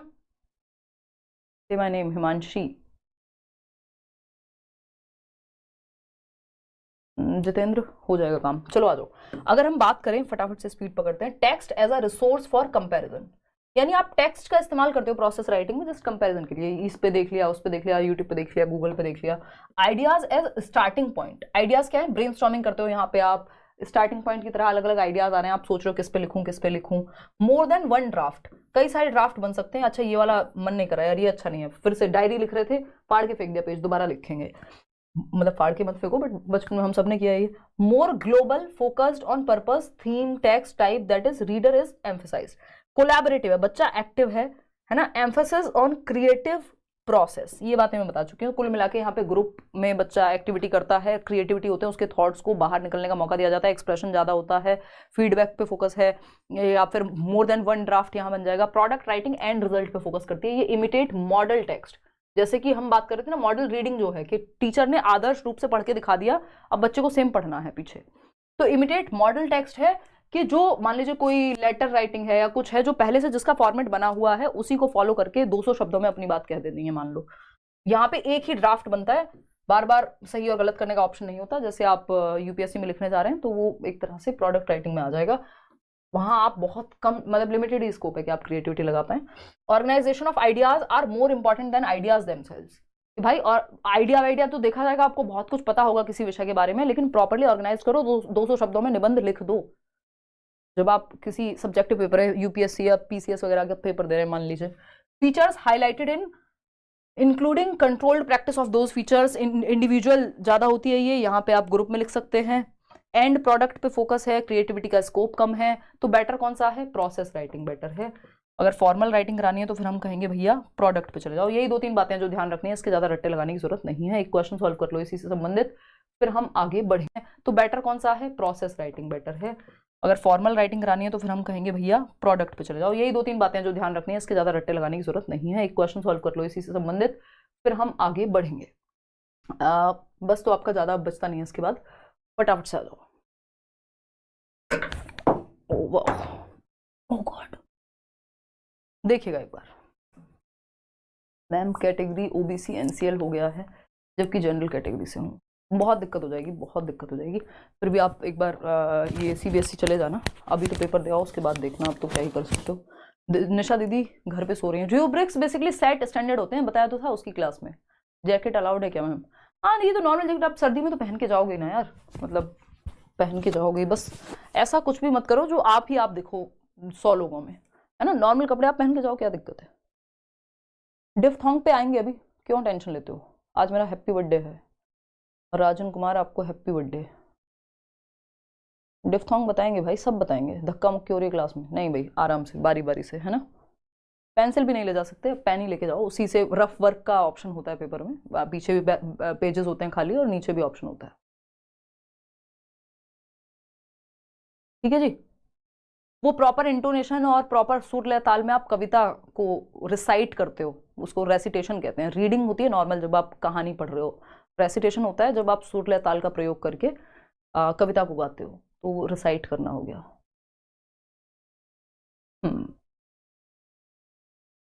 चलिए बहुत बढ़िया, आ जाइए फटाफट से इधर।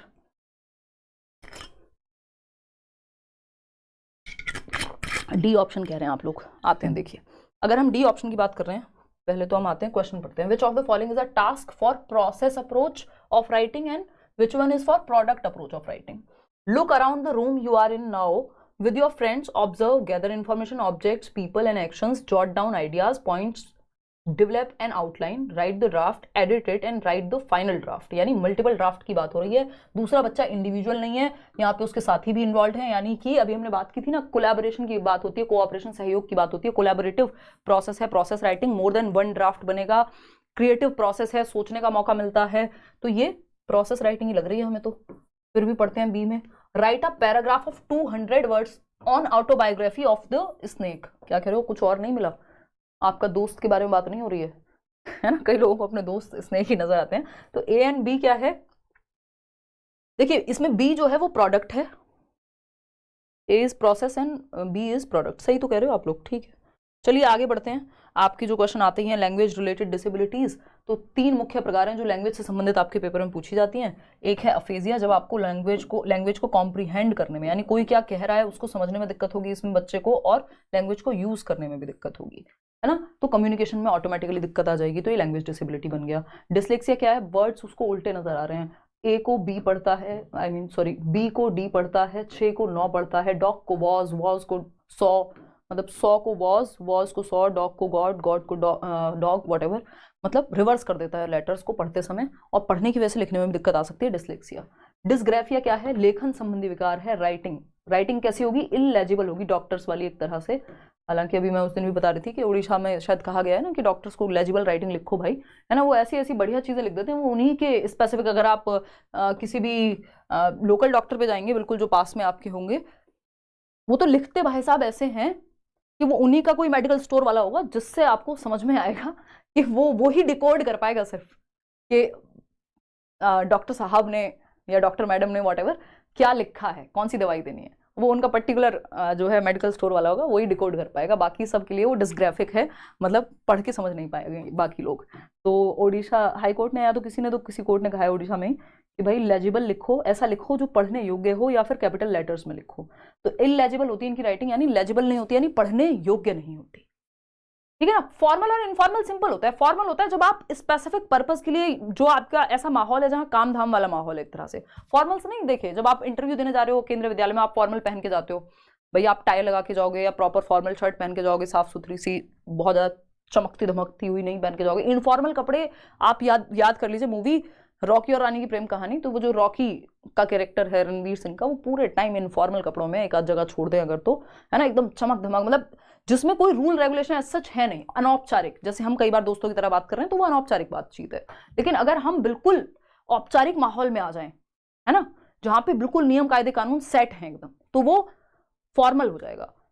सिंपल। तो फॉर्मल और इनफॉर्मल ड्रेस से आप याद रखो, जैसे जीन्स क्या है, वो आपका इनफॉर्मल में चला जाता है, जबकि अगर हम बात कर रहे हैं आपकी प्रॉपर जो ट्राउजर जो हम ऑफिसेज में देखते हैं, या सूट कोई प्रॉपर पहन के गया है, तो वो फॉर्मल है। तो उसी तरह से भाषा भी अगर एक औपचारिक माहौल में यूज हो रही है, जैसे स्कूल में या फिर ऑफिस में कई बार हम जो भाषा यूज कर रहे हैं, या मीटिंग्स में या प्रेजेंटेशन देते हुए, तो वो क्या है, फॉर्मल लैंग्वेज है, औपचारिक भाषा है। जब हम दोस्तों से बात कर रहे हैं तो हम इनफॉर्मल लैंग्वेज का यूज कर रहे हैं। जैसे हम कहते हैं औपचारिक पत्र होता था ना, फॉर्मल लेटर, कि हम किसी मान लीजिए प्रिंसिपल को लेटर लिख रहे हैं, तो वो औपचारिक है। प्रिंसिपल आपका दोस्त नहीं है कि आप इनफॉर्मली बात करेंगे।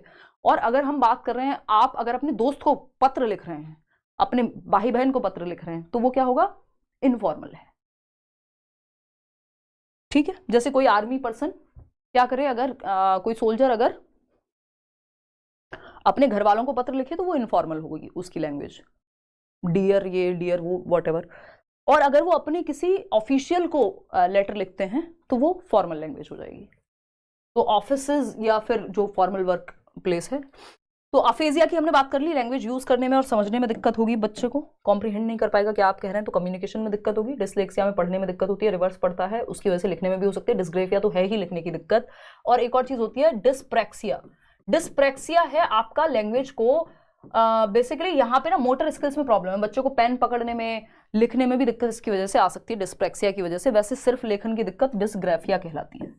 ठीक है, चलिए आगे बढ़ते हैं। कह रहे हैं जल्दी जल्दी कराइए, चाय मिलेगी तभी करा पाऊंगी, अब तो जल्दी जल्दी देखिएगा। तो टीचिंग मैगजिम्स, ये आपको पता है, फिर भी मैं आपको रिमाइंड करा रही हूँ, आपको सीडीपी में भी हेल्प करेगा। नोन टू अननोन, ज्ञात से अज्ञात की ओर। जो बच्चा जानता है, जो उसकी ओल्ड नॉलेज है, जो उसकी प्रीवियस नॉलेज है, जो उसका पूर्व ज्ञान है, वो कुछ ना कुछ जो भी घर से लेके आता है बच्चा, चाहे उसकी भाषा हो, उसकी संस्कृति हो, हर कुछ आपको एक्सेप्ट करके उसको नींव की तरह इस्तेमाल करना है। तो ज्ञात से अज्ञात की ओर, यानी उदाहरण से नियम की ओर। एग्जाम्पल टू रूल आप इसको कह सकते हो, इंडक्टिव मेथड जिसको हम कहते हैं, है ना, एग्जाम्पल टू रूल। तो वो कौन सा लैंग्वेज का मेथड है जो रूल पे फोकस करता है, इस बार भी क्वेश्चन आया हुआ है, तो deductive method.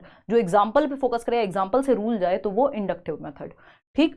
Concrete to abstract, आपको कभी भी अमूर्त से मूर्त नहीं, मूर्त से अमूर्त। मूर्त क्या है, आपने पेन दिखाया और फिर बताया PEN, पेन लिखते हैं, यानी जो चीज जिसको छू सकते हो, फील कर सकते हो, देख सकते हो। एब्स्ट्रैक्ट विचारों में होता है ना। सिंपल टू कॉम्प्लेक्स, पहले सरल चीजें और फिर धीरे धीरे जटिल की ओर जाते हैं, सरल से सिंपल टू कॉम्प्लेक्स जाते हैं हम। ठीक है, चलिएगा। खैर, टीचिंग लर्निंग मटेरियल आपको पता है, टीचिंग एड्स भी कह देते हैं, TLMs कह देते हैं हम इनको। इनका मुख्य जो प्रयोग है वो टीचिंग को इंटरेस्टिंग, आपके चैप्टर को इंटरेस्टिंग बनाने में, जैसे मैंने इतने सारे आपके पिक्चर्स वगैरह यूज की, तो ये रुचिकर बनाता है। अटेंशन बच्चे की जो है ज्यादा बनी रहती है। अगर मान लो मैं यहाँ सिर्फ व्हाइट बोर्ड पे खड़ी होती तो हो सकता है आप ज्यादा बोर होते, लेकिन जब आपको पिक्चर्स या अलग अलग चीजें देखने को मिलती हैं तो अमन लगता है। तो अटेंशन बच्चे की ग्रैब हो पाती है, इंटरेस्टिंग बनाता है ना, लॉन्ग लास्टिंग रहती है बच्चे के दिमाग में चीजें। और ये 3 प्रकार हम मुख्य रूप से पढ़ते हैं, बट इसमें 4th भी होता है। विजुअल एड्स होते हैं, जैसे ब्लैक बोर्ड हो गया, जिसको देख करके पढ़ सके। दृश्य सामग्री। ऑडियो है, जिसमें आपका लिंगुआ फोन, या फिर आजकल हम ऑडियो बुक्स की बात करते हैं। ऑडियो विजुअल हो गया आपका, जैसे कंप्यूटर है या फिर ये स्मार्ट बोर्ड है। ICT की अगर हम बात करें, इंफॉर्मेशन कम्युनिकेशन टेक्नोलॉजी, जैसे मैं आपसे आप तक इंफॉर्मेशन या कम्युनिकेट कैसे कर पा रही हूँ टेक्नोलॉजी के माध्यम से, तो ये ICT में आ जाएगा। एक्टिविटी एड्स होते हैं, बच्चों को आप फील्ड ट्रिप पे ले गए, कहीं कोई एक्टिविटी करा दी, अंताक्षरी खिलवा दी, तो एक्टिविटी एड्स हो गए। चलिए, खैर, रियलिया आपको पता है पेपर में पूछ लेता है, तो ये रियल ऑब्जेक्ट्स के माध्यम से जब आप सिखा रहे हैं तो वो रियलिया है। ये भी एक तरह का टीचिंग एड ही है ना। रियलिया बना है रियल वर्ड से। रियलिया मतलब real objects, everyday objects and materials used as teaching materials, यानी एवरीडे जो हम दैनिक जीवन में अपने जिन सामग्रियों का प्रयोग करते हैं, उनको जब हम क्लासरूम में ला करके एग्जाम्पल के लिए समझा रहे हैं, तो क्या हो जाएगा, ये रियलिया कहलाएगा। कि आप बॉल के बारे में बता रहे थे या स्फीयर समझा रहे थे, मान लीजिए कोई सर्कल के बारे में बात कर रहे थे और आप बॉल ले आए और दिखाएं बेटा ये भी देखो इसकी सर्कुलर है ये भी, है ना। या आप कोई शेप पढ़ा रहे हैं मान लीजिए, तो आप रेक्टेंगुलर पढ़ा रहे हैं, कोई और शेप पढ़ा रहे हैं, बुक ले आए, है ना। या आपको एप्पल के बारे में बात करनी थी तो क्लासरूम में आप एप्पल ले आए या एप्पल का कुछ ऐसा वो ले आए। जब आप चम्मच पढ़ा रहे हैं तो स्पून दिखा दिया आपने या उसका छोटा रूप दिखा दिया। जब आप फैन की बात कर रहे हैं छोटा सा फैन ले गए। तो अगर हम बात करें आपका बनाना की तो प्लास्टिक के बनाना ले गए, जो मतलब रियल लगे एकदम, जो डेली ऑब्जेक्ट्स हैं उनको आप क्लासरूम में यूज़ कर रहे हैं। तो इससे टीचिंग लर्निंग जो है वो कॉन्क्रीट बनती है। वो जो कॉन्क्रीट टू एब्स्ट्रैक्ट वाली बात है, मूर्त से अमूर्त जा पाते हैं हम। Diagnostic test and remedial teaching. देखो डायग्नोस्टिक टेस्ट बस आपको सिंपल याद रखना है कि एक तो हमें फीडबैक, क्राइटेरिया एनालिसिस इन सब पे भी छोड़ दो, इसको नहीं करते हैं डिस्कस। डायग्नोस्टिक टेस्ट है मतलब गैप्स का, बच्चे की वीकनेस पता करनी है, स्ट्रेंथ पता करनी है, क्या करेंगे, या गैप्स का पता करना है, कमियां कहाँ हैं ये पता करना है। सिंपल आपको उसकी नीड्स पता करनी है कि वो कितना जानता है, आगे कैसे सिखाना है, कौन से मेथड का इस्तेमाल करें, सबके लिए डायग्नोस्टिक टेस्ट का आप इस्तेमाल करेंगे। डायग्नोस करेंगे बच्चों को पढ़ने में दिक्कत, देखने में दिक्कत, कोई दुनिया की दिक्कत हो, आप पहले डायग्नोस करते हैं, पता लगाते हैं कारण पता लगाओ। आपको बुखार है 4 दिन से, डॉक्टर सीधा दवाई नहीं देगा, अगर अच्छा डॉक्टर है पहले कहेगा टेस्ट करा लो भैया, पता लगाओ। या फिर वो डायग्नोस कैसे करेगा, अगर टेस्ट की जरूरत नहीं है तो सिम्टम पूछेगा आपसे, तो वो सिम्टम के आधार पे फिर डायग्नोस करेगा, है ना। तो पहले कारण पता लगाया जाता है कि बच्चा बार बार पीछे से ऐसे आंखें झपकता है और बार बार खड़े होकर देखता है, तो ऐसा हो सकता है कि आईसाइट में प्रॉब्लम हो, ऐसा हो सकता है कोई और रीजन हो, तो आप पहले पता लगाते हैं।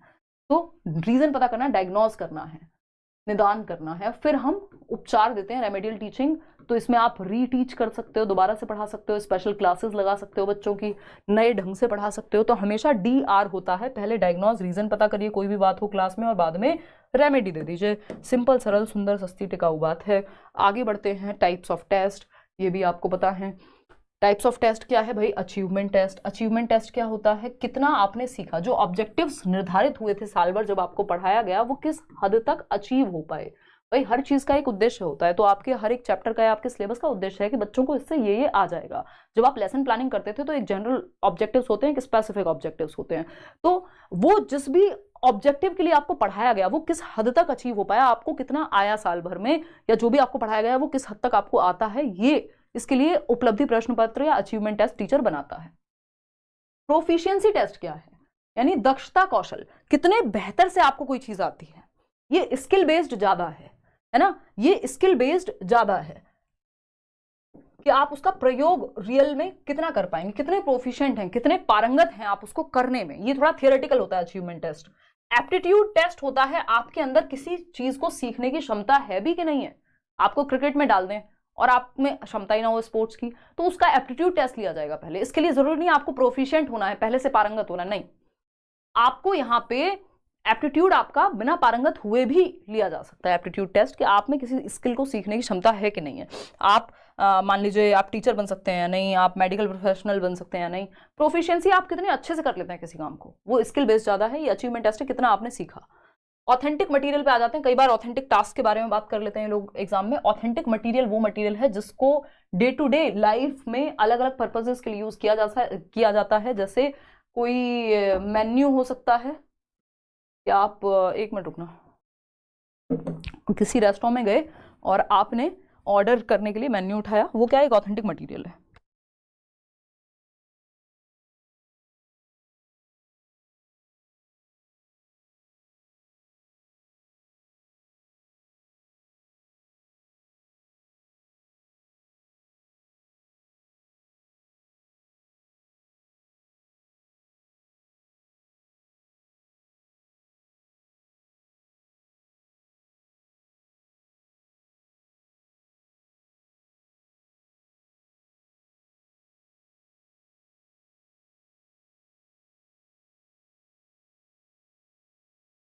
देखते हैं कोई कौन से टॉपिक से ज्यादा क्वेश्चन आएंगे। देखो एक तो आपका सिंपल है, आपका लैंग्वेज एक्विजिशन से जरूर आता है, लैंग्वेज की कैरेक्टरिस्टिक से जरूर आता है क्वेश्चन, एक आपका मेथड से जरूर आएगा, एक ही क्वेश्चन आएगा बट वो बेसिक कॉमन सेंस वाला क्वेश्चन होगा।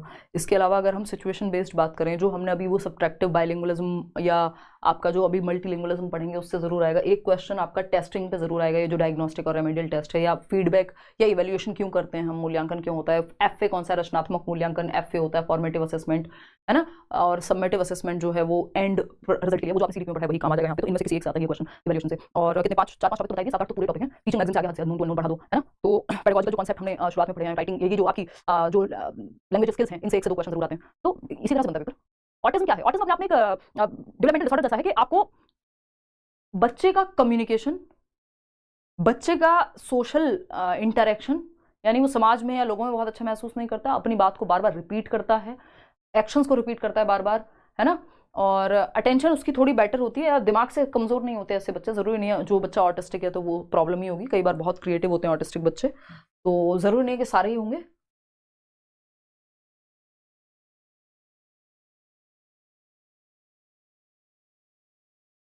है ना। तो ये सब ऑटिज्म की विशेषताएं हैं। एक बिस्किट और एक चाय अगर आप पी लेने देंगे तो मैं बहुत ही स्पीड में ख़त्म करा दूंगी, क्योंकि ज़्यादा अभी बचता भी नहीं है तो सही थोड़ा। अब इसके बाद क्या बचता है? ऑथेंटिक मटेरियल पे हमें बात करनी है। टीचिंग ग्रामर कॉन्टेक्स्ट में होनी चाहिए। साउंड्स इंग्लिश लैंग्वेज में 44 साउंड्स होती हैं। डिफ्थोंग है, अच्छा अभी तो होमोनिम वगैरह भी बचते हैं, आर्टिकुलेटर्स हैं। कोई नहीं, हो जाएगा, 1 घंटे में ख़त्म कर देंगे, डोंट वरी। चलो आ जाओ, कोई दिक्कत नहीं यार। अब इतना तो बनता भी है। अब आप इतने घंटे, मतलब 3 घंटे तो लगेंगे ही ना। सिलेबस बढ़ भी तो गया ना, हिंदी को जब से इन्होंने मर्ज कर दिया तो हिंदी में भी सिलेबस बढ़ गया, इंग्लिश में भी बढ़ गया।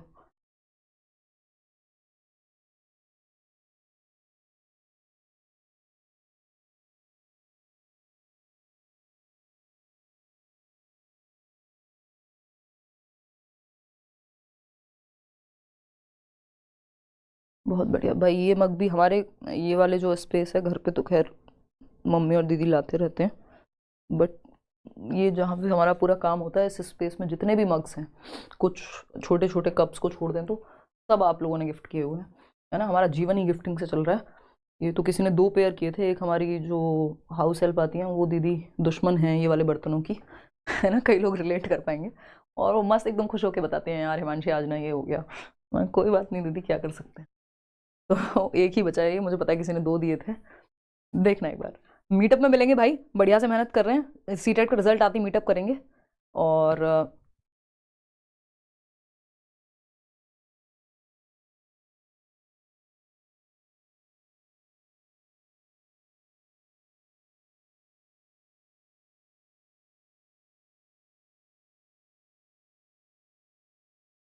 कोई कह रहा है मैम सीसीई से नहीं आएगा। सीसीई कोई तो इवैल्यूएशन कह रही हूँ ना मैं। अभी डायरेक्ट सीसीई ना कह के वो इवैल्यूएशन बेस्ड क्वेश्चंस पूछ लेता है कि मूल्यांकन पर। बस कंटिन्यू करेंगे। एक्चुअली इतने दिनों से क्लासेस चल रही हैं और तैयारी में भी इतना समय जाता है, सोने उठने का भी थोड़ा डिस्टर्बेंस है, नहीं तो 3 घंटे तो अंकिता कह रही है मुझे भी चाय पिला दो, नींद आ रही है। कोई कह रहा सेम अभी पेपर करो, क्यों मैं तैयारी कर रहे होते हैं इतने।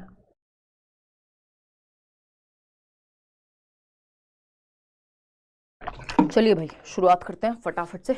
बरेली, झारखंड, वाराणसी, वाराणसी भी जाना है यार इस साल, घूमना है, बट फुर्सत निकाल लेंगे। चलिए आ जाते हैं।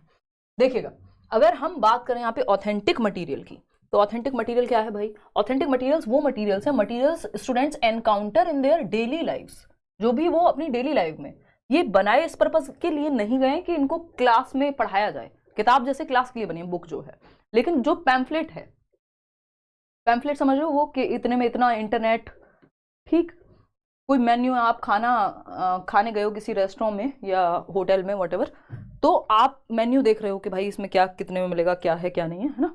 वो क्या है? Authentic material. या न्यूज़पेपर का कोई आर्टिकल हो सकता है, तो ये ऑथेंटिक मटेरियल का पार्ट हो जाते हैं, जो डेली लाइफ में हम अपने आसपास देख रहे होते हैं। कोई होर्डिंग हो सकता है। ग्रामर कैसे पढ़ाना चाहिए बच्चे को? तो कॉन्टेक्स्ट में पढ़ाना चाहिए। इंटीग्रल पार्ट होना चाहिए टीचिंग लर्निंग का ग्रामर।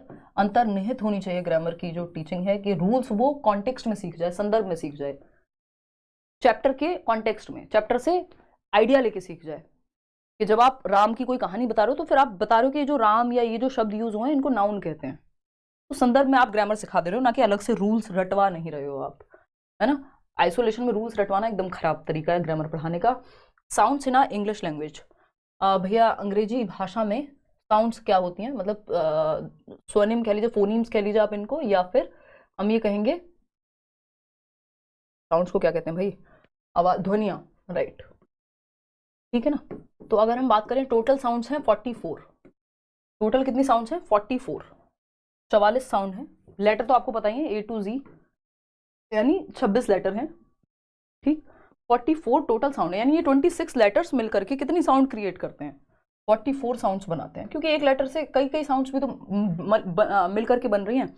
तो वाउल साउंड की अगर हम बात करें, यानी जो स्वर की ध्वनियां हैं, अंग्रेजी की बात हो रही है, जो स्वर की साउंड है वो है 20, और वाउल्स कितने होते हैं? 5, A-E-I-O-U, है ना, पता है हमें। तो ये जो 5 वाउल्स हैं या 5 स्वर मिलकर के कितनी 4 गुना साउंड प्रोड्यूस कर रहे हैं, यानी 5 4 जा 20। तो 20 वाउल साउंड्स हैं, 5 वाउल से 20 साउंड निकलती हैं। कॉन्सोनेंट, जो हम व्यंजन की बात कर रहे हैं, व्यंजन की ध्वनियों की बात कर रहे हैं, तो जो आपके बचे हुए 21 कॉन्सोनेंट हैं वो 24 साउंड निकाल रहे हैं, यानी 5 से 20 साउंड और 21 से 24। तो 20 हो गई आपकी वाउल साउंड, और कॉन्सोनेंट जो है वो हो गई 24 साउंड। टोटल मिलकर के टोटल साउंड होती है 44। ये पहले पूछा जाता था, बट आजकल जब से इन्होंने ट्रांसलेशन का जो ड्रामा किया है उसके बाद से ये नहीं आता है, बट हमें पढ़ के तो चलना पड़ेगा, इग्नोर तो कर नहीं सकते। आते हैं वापस, डिफ्थोंग्स क्या होते हैं? डिफ्थोंग्स की अगर हम बात करें तो a sound formed by the combination of 2 vowels, 2 vowel sounds के, या वॉवेल कह लीजिए, हमने बचपन से उसी तरह से पढ़ा है। तो A-E-I-O-U, इनमें से कोई 2 साउंड मिलेंगी, और जब एक सिंगल सिलेबल मिलकर के 2 साउंड एक साथ कंबाइन होंगी, a sound formed by the combination of 2 vowels, E-I से कंबाइन होके एक सिंगल सिलेबल बना, जैसे लाउड, O-U एक साथ आ गए, है ना, 2 साउंड, 2 वाउल साउंड कंबाइन हुई और एक सिंगल सिलेबल में यूज हो पा रही हैं। तो in which the sound begins as 1 vowel and moves towards another, यानी शुरुआत कहां से हुई है? कॉ इन, यानी एक वाउल से शुरू होकर दूसरी की तरफ जा रही है साउंड। तो 2 वाउल साउंड को डिफ्थोंग का मतलब, ये डाई का मतलब है यहाँ पे डबल, ठीक है ना। तो अगर डिफ्थोंग का मतलब यहाँ पे है कि 2 साउंड्स, वो भी कौन सी वाली? स्वर की ध्वनियां एक साथ मिलकर जब एक सिंगल सिलेबल बना रही हैं, coin, loud, lion, side, side में सच नहीं बनेगा, लाउड तो अगर हम माने, कॉइन अगर हम माने, टर्मोइल अगर हम माने, ऑयल अगर हम देखें, ठीक है। 2 वाउल साउंड मिलकर के एक कॉम्बिनेशन बना रही हैं, तो जब 2 स्वर की ध्वनियां मिलकर एक कॉम्बिनेशन क्रिएट करती हैं तो वो डिफ्थोंग कहलाता है, एक साउंड से शुरू होकर दूसरी तरफ जाएगा। तो ये सिंपल बात है, साउंड की बात हो रही है ना। आर्टिकुलेटर्स क्या होते हैं? आर्टिकुलेटर्स कोई भी वो ऑर्गन जो आपकी स्पीच को प्रोड्यूस करने में मदद करे। For example any vocal organ, for example आपकी वोकल कोड, ये जो आपकी वोकल कोड्स हैं जिनके माध्यम से आप बोल पा रहे हैं, या आपकी जीभ भी साउंड को प्रोड्यूस करने में मदद कर रही है। Any vocal organ that takes part in the production of a speech sound, यानी भाषा के उच्चारण में कोई भी वोकल ऑर्गन अगर मदद करता है तो वो आर्टिकुलेटर कहलाएगा, है ना। बस इतना ही जानना जरूरी है, और कोई इसको बहुत डीप में जाने की जरूरत नहीं है। जैसे आपका नेजल कैविटी हो गई, 13 सुरूर, नाक में गा रहे हैं हिमेश रेशमिया, है ना। तो वो नेजल कैविटी क्या है? एक तरह से साउंड को प्रोड्यूस करने में मदद कर रही है। ये जो आपका वोकल कॉर्ड्स हैं, टंग है आपकी, ये सब क्या है? आपकी पैलेट है, आपको साउंड को प्रोड्यूस करने में मदद कर रहे हैं। होमोग्राफ, अब ये इंपॉर्टेंट थे, मैं ये नहीं कहूँगी हैं, बट थे। अब थे तो हमें पढ़ने पड़ेंगे, क्या पता कल को दे दें, क्योंकि अगर ट्रांसलेटेड आया तो उसमें तो ये दिख नहीं रहे हैं आजकल आते हुए, पहले बहुत आते थे। होमोग्राफ, ग्राफ का मतलब ही होता है राइटिंग, है ना। डिस्ग्राफिया हमें पता है। तो राइटिंग की जब हम बात कर रहे हैं, होमो का मतलब होता है सेम, है ना। हम कह रहे हैं homosexual, homogeneous group, same ability वाले ग्रुप, या होमोसेक्सुअल मतलब सेम सेक्स में इंटरेस्ट रखने वाले लोग। तो क्या हुआ? ये होमो का मतलब है सेम। होमोजीनियस ग्रुप्स अच्छे नहीं होते, इसका मतलब ये नहीं होमोसेक्सुअलिटी खराब है, वो डिफरेंट चीज हो गई, ये डिफरेंट है। तो होमो जीनियस ग्रुप नहीं, हिट्रोजीनियस ग्रुप बनाने हैं, मिक्स्ड एबिलिटी वाले, अलग अलग क्षमताओं वाले। तो होमोग्राफ मतलब सेम राइटिंग, जो लिखे सेम जाए उनको होमोग्राफ कहेंगे। फॉर एग्जाम्पल LEAD, लिखे तो सेम गए हैं लेकिन प्रोनाउंसिएशन अलग है, मीनिंग अलग है। ये लेड है, ये लीड है। लेड वो जो धातु होता है ना, शायद कोई जो पेंसिल में यूज होता है, लेड मटेरियल। और या मैगी पे जब केसेस चल रहे थे तो उस टाइम पे इस तरह की खबरें आई थी, आपको याद होगा, उसमें लेड होता है भाई, है ना। और लीड क्या है? नेतृत्व करने वाला, लीडरशिप वाला लीड है। स्पेलिंग डिट्टो सेम है, प्रोनाउंसिएशन एकदम अलग है, यानी लिखे सेम जाते हैं, प्रोनाउंसिएशन भी सेम नहीं है और मीनिंग भी सेम नहीं है। तो homograph is a word that shares the same written form written form एकदम same, as another word but has a different meaning, meaning एकदम डिफरेंट है, प्रोनाउंसिएशन उच्चारण भी एकदम डिफरेंट है, शीशा जैसा, हाँ मतलब कह सकते हो काइंड ऑफ। चलो भाई आगे बढ़ते हैं। अगर हम बात करें होमोफोन की, होमोफोन, फोन का मतलब है किसमें, वो ग्राफ में सेम थे यानी राइटिंग में सेम थे, ये फोन मतलब साउंड में सेम होंगे, होमो का मतलब तो है ही सेम, फोन आ गया तो मतलब साउंड सेम होगी। टू और टू, स्पेलिंग अलग हो सकती है सेम भी हो सकती है, उससे फर्क नहीं पड़ता, लेकिन साउंड सेम होगी। TWO2 दो वाला टू, TOO2 भी वाला टू, क्या हुआ, साउंड डिफरेंट, साउंड क्या है, डिफरेंट है।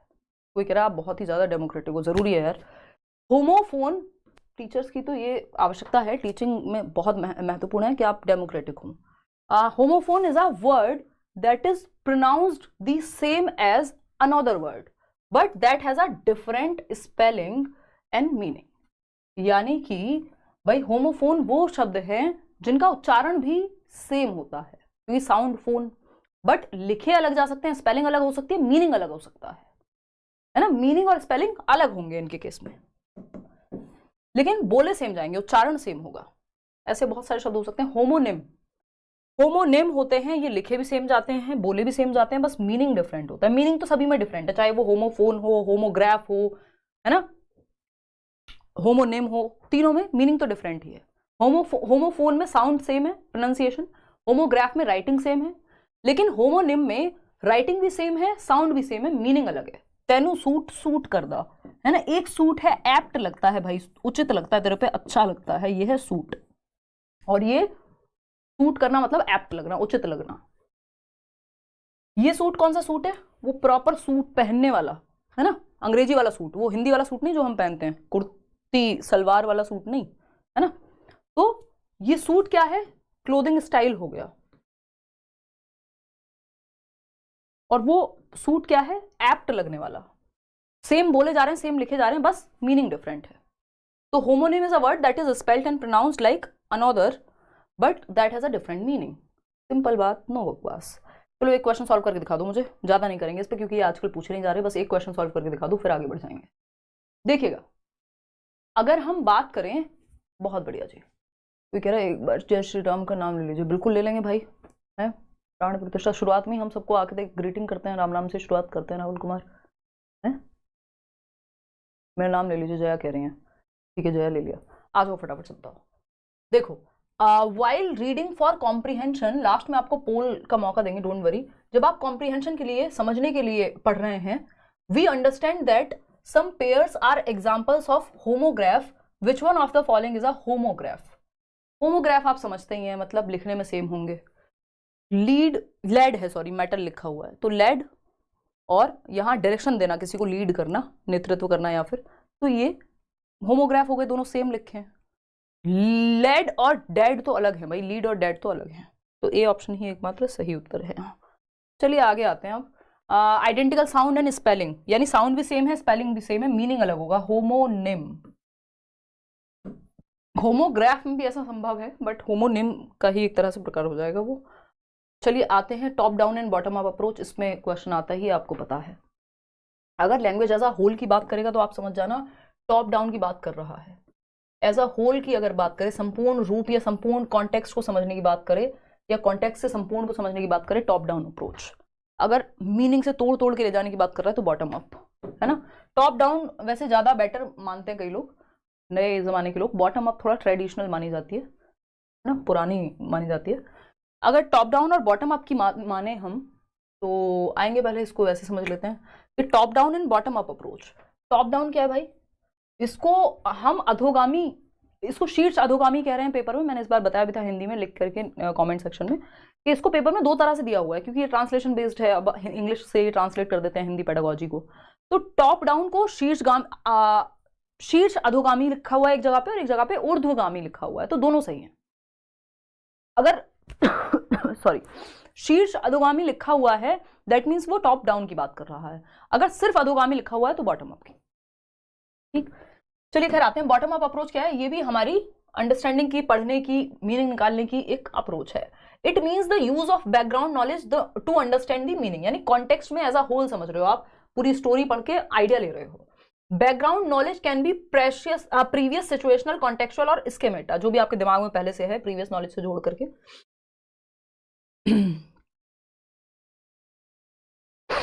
Sorry. In this, a learner tries to form semantic and syntactic cues, then moves to other more specific information. पहले आप syntactic और semantic मतलब स्ट्रक्चर और मीनिंग सेंस बना रहे होते हैं कि एक स्टोरी सुन रहे हैं, ट्विंकल ट्विंकल लिटिल स्टार, तो आप आइडिया ले रहे हैं कि इसका मतलब ये होगा। लेकिन जब आपको प्रॉपर मतलब समझाया जा रहा है तब वो टॉप डाउन बॉटम अप में आ जाएगा। ठीक, तो बॉटम अप क्या है? It means the use of inputs का यूज है, वर्ड मीनिंग, साउंड, क्लॉजेज, इन सबको बेसिक तोड़ तोड़ के समझ रहे हैं। टीचिंग स्टार्ट होती है स्मॉल डिटेल से, वहां पे एक कंप्लीट मीनिंग से, यहाँ पे स्मॉल डिटेल से, बॉटम से अप जा रहे हैं।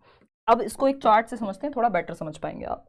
बॉटम अप अप्रोच की अगर हम बात करें, वो डिपेंड करता है क्या पूछा है क्वेश्चन ने, दोनों ही ठीक है, दोनों में कोई दिक्कत नहीं है, बट अगर पूरा कंप्लीट कॉन्टेक्स्ट में समझना है तो आपको टॉप डाउन के साथ जाना होगा।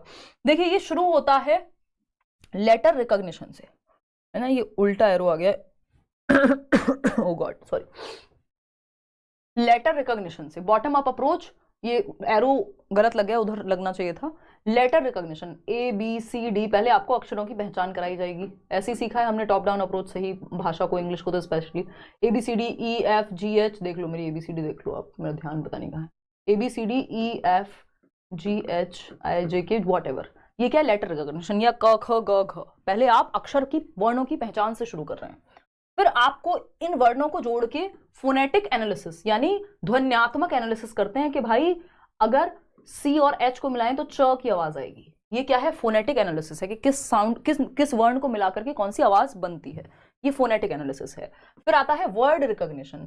अब आपको पता लग जाता है CAT कैट लिखा है, B काउ लिखा है, या कोई और शब्द लिखा है, तो आप शब्द पहचानना शुरू कर देते हैं। पहले आपने लेटर्स को पहचानना शुरू किया, ABCD सीखी, फिर वो साउंड को मिला करके साउंड कैसे बनता है ये सीखा, किस लेटर से कौन सा साउंड निकलता है ये सीखा। वर्ड रिकॉग्निशन, फिर आपने वर्ड्स को रिकॉग्नाइज पहचानना सीखा, शब्दों को। फिर फ्रेज कॉम्प्रिहेंशन, है ना, फ्रेज कॉम्प्रिहेंशन क्या है?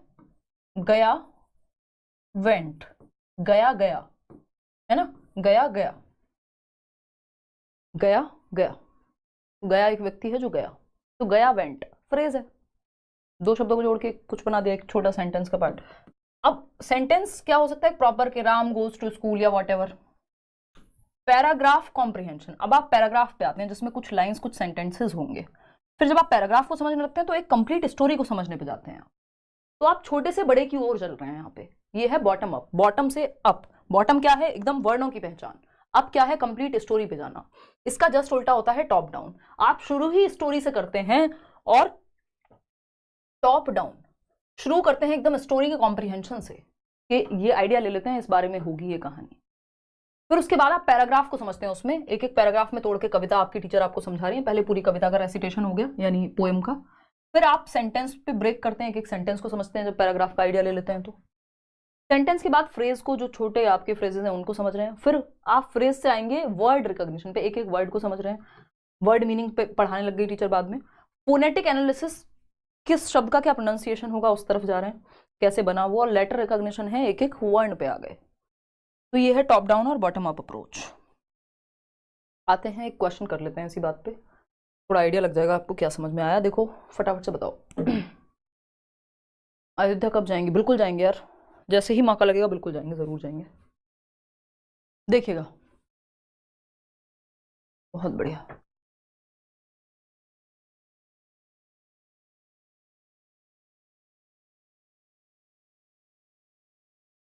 देखिए एक बार फटाफट से। ओ गॉड,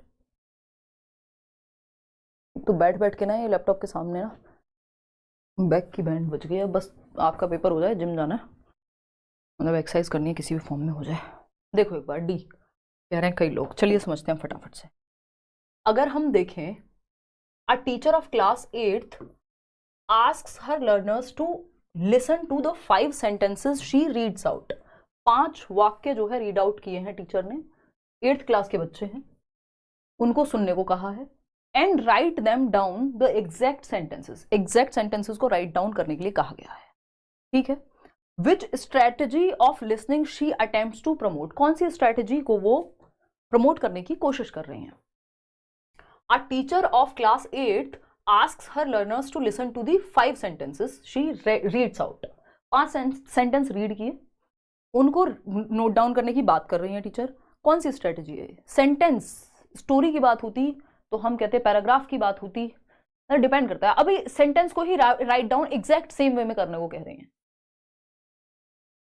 बॉटम अप अप्रोच, क्योंकि कंप्लीट स्टोरी का एक कॉम्प्रिहेंशन की बात करते हैं, कॉन्टेक्स्ट में कंप्लीट अंडरस्टैंडिंग बना रही है, तो बात अलग हो जाती है। डिक्टेशन एज अ स्ट्रेटजी कुछ नहीं है यहाँ पे, सेंटेंस यानी पार्ट्स हैं सेंटेंस। तो पैराफ्रेजिंग एक चीज होती है, फटाफट से समझते हैं, राइटिंग में यूज करते हैं हम इसको। पैराफ्रेजिंग की अगर हम बात करें, अपने शब्दों में कहना किसी चीज को, paraphrasing means formulating someone else's ideas in your own words. किसी ने कुछ कहा और आप अपने शब्दों में कह रहे हैं उस चीज को, या लिख रहे हैं, व्हाटएवर आपका जैसा मन करे। तो पैराफ्रेज अगर हम कर रहे हैं, दैट मीन्स हम अपने शब्दों में कह रहे हैं। आप मूवी में देख के आए कोई, है ना, आप अपना कहीं गए शादी में, है ना, वहां से कुछ चुगलियां लेकर के आए, तो आपकी किसी आंटी अंकल ने 2 की 4 लगा करके आपको बताई, वो पैराफ्रेज कर दी उन्होंने अपने शब्दों में। फिर जब आप पूछने जाएंगे कि क्या अंकल या आंटी या फलाने आपने ऐसा कहा था मेरे बारे में, वो कहेंगे नहीं नहीं, मैं तो अपने तरीके से बता रही थी, मेरा वो मतलब नहीं था। पैराफ्रेजिंग क्या है? अपने शब्दों में चेंज कर देना चीजों को।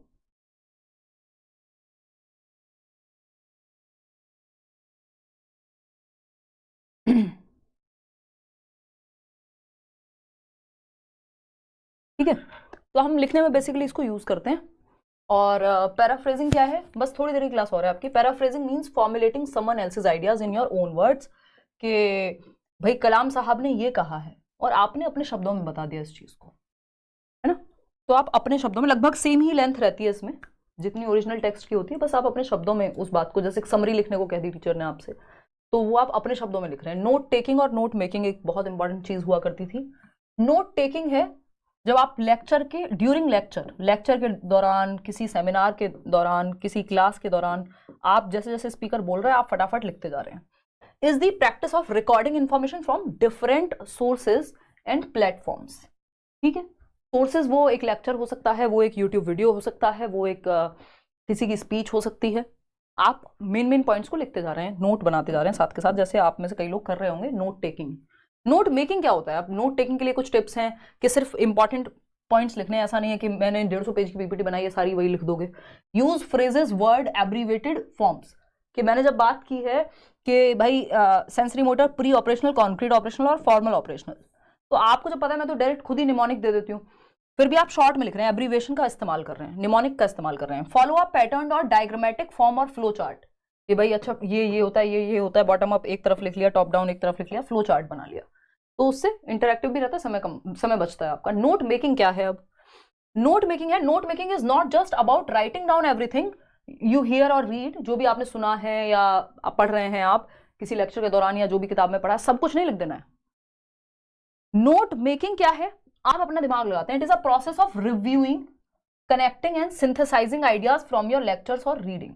आप अपना दिमाग लगा के सिंथेसाइज मतलब कुछ नया क्रिएट कर रहे हैं, कनेक्ट कर रहे हैं, अपने तरीके से लिख रहे हैं उस चीज को, तो वो नोट मेकिंग है, जो खुद से आप खुद के नोट्स बना रहे हैं। जब आप लेक्चर के दौरान कर रहे हैं तो वो नोट टेकिंग है, टेक कर रहे हैं आप लेक्चर से। मेकिंग मतलब आप खुद से अपने सुंदर सुंदर अलग अलग कलर के नोट्स बनाने में लगे हुए हैं, कुछ नया क्रिएट कर रहे हैं, कुछ अपने फंडे लगा रहे हैं। उसमें आप छोटी फॉर्म में लिख रहे थे वही जो स्पीकर बोल रहा था, या एज इट इज उसको कर रहे थे।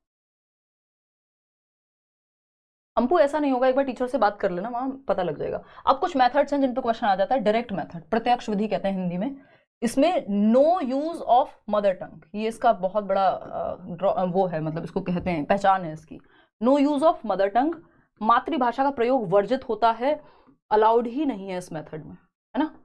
तो कौन सा मेथड है जो मातृभाषा के यूज के बिना इंग्लिश को सिखाता है या भाषा को सिखाता है? तो इसमें जो भी भाषा आप सीख रहे होंगे डायरेक्ट उसी भाषा में बात करके आप सीखते हैं। जैसे हम कहते हैं जो कॉन्वेंट स्कूल्स होते हैं बहुत सारे, मेरी सिस्टर का स्कूल था, आजकल तो क्योंकि 3 लैंग्वेज फॉर्मूला आ गया है, तो अब मेरा भाई सेम स्कूल में पढ़ता है, तो उनके यहाँ तो अब उतना कंपलसरी नहीं रहा।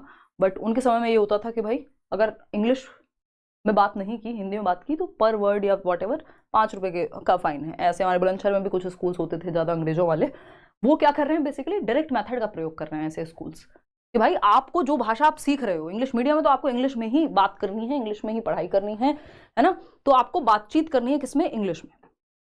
तो आप उसी लैंग्वेज को यूज करोगे जिस लैंग्वेज को आप सीख रहे हो। अब यहाँ पे दो चीजें निकल के आती हैं, एक होती है टारगेट लैंग्वेज और एक होती है आपकी मदर टंग, जो हमने हिंदी और इंग्लिश पेडागोजी में दोनों में पढ़नी ही होती है। टारगेट लैंग्वेज क्या है? जिस भाषा को, लक्ष्य भाषा, जिस भाषा को हम सिखाना चाह रहे हैं, टारगेट लैंग्वेज, लक्ष्य भाषा। दूसरी भाषा क्या है हमारी? मदर टंग या होम लैंग्वेज या रीजनल लैंग्वेज, जो आप कहना चाहें, मातृभाषा, है ना। Target language generally second language होती है, मदर टंग फर्स्ट लैंग्वेज होती है।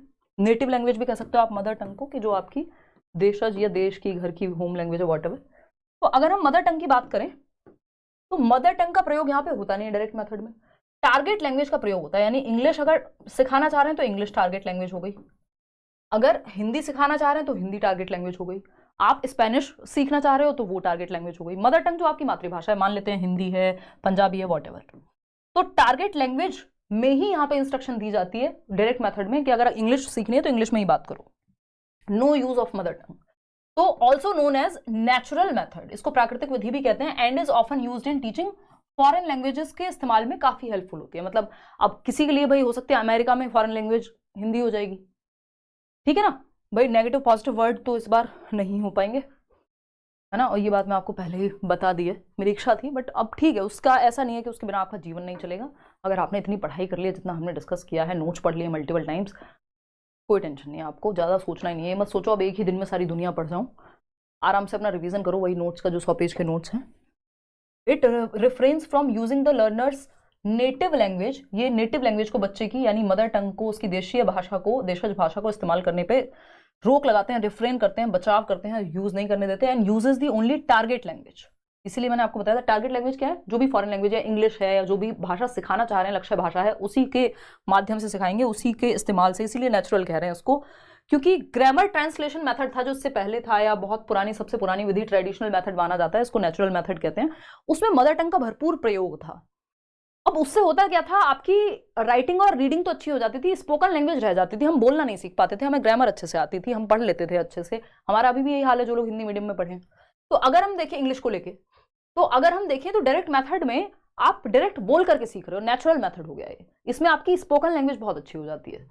अगर हम बात करें, लेकिन हर कोई इसको हर जगह पे अच्छे से इंप्लीमेंट नहीं किया जाता, ये इसका ड्रॉबैक है।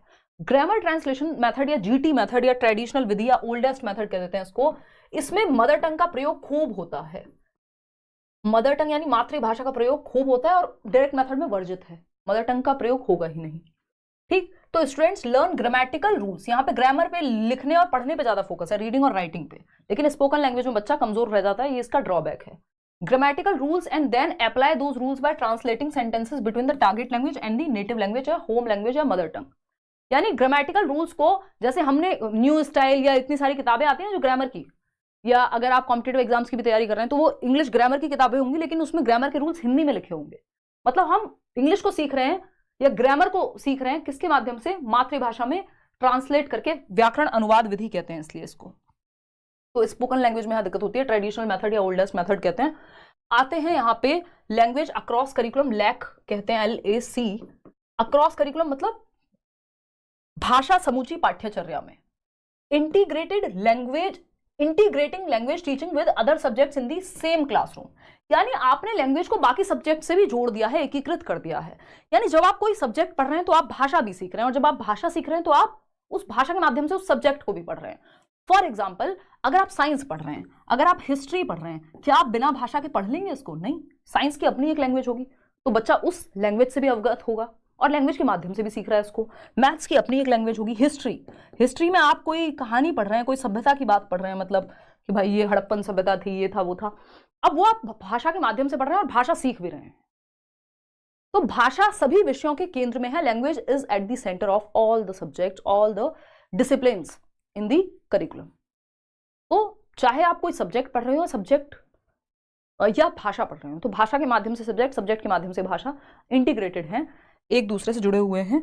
तो अगर हम माने कि अगर एक ही मीडियम है, यानी इंग्लिश मीडियम है मान लीजिए, तो आप साइंस पढ़ते हैं तो इंग्लिश में पढ़ रहे हैं, हिंदी पढ़ रहे हैं, सॉरी हिंदी तो कैसे पढ़ेंगे इंग्लिश में, इंग्लिश पढ़ रहे हैं तो इंग्लिश में पढ़ रहे हैं, मोई मोई हो गया, हाँ। और सोशल साइंसेस पढ़ रहे हैं तो आप इंग्लिश में पढ़ रहे हैं, मैथ्स पढ़ रहे हैं तो इंग्लिश में पढ़ रहे हैं। तो लैंग्वेज अक्रॉस करिकुलम है।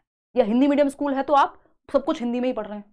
तो भाषा के माध्यम से आपकी सब्जेक्ट की नॉलेज और सब्जेक्ट के माध्यम से आपकी भाषा की नॉलेज बेटर हो रही है। इसी को लैंग्वेज अक्रॉस करिकुलम बोलते हैं। 1 नंबर का क्वेश्चन है प्यारा सा, फटाफट से जवाब दो। वाराणसी भी आएंगे भाई, अलग अलग जगह मिलेंगे इस साल। लैंग्वेज एक्विजिशन कल्चर है या नहीं? लैंग्वेज अक्रॉस द कल्चर है? नहीं। लैंग्वेज एक्विजिशन कंटेंट है या नहीं?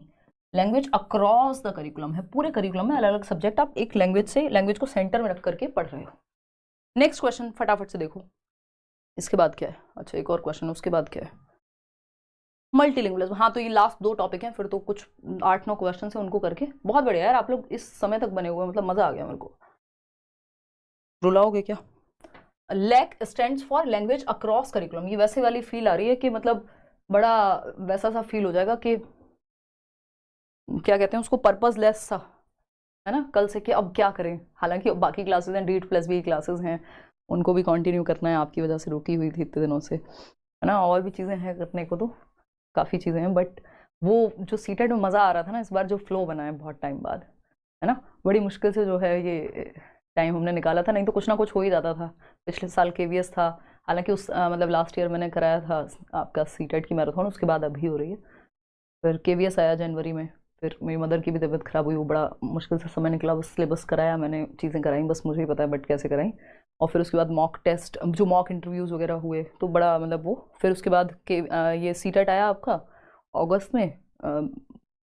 माय ग्रैंडफादर पास्ड अवे, वहाँ जाने में कई बार और थोड़ा सा इमोशनली आप वो हुआ, तो इस बार इतना मज़ा आ रहा है। मतलब एक तो मैराथन प्रॉपर खुल के हो पाई, अगस्त में मैराथन नहीं हो पाई थी, अब सीधा नेक्स्ट ईयर करेंगे, या कोई चेंज आया सिलेबस में तब करेंगे। बहुत ही इमोशनल सा मोमेंट है।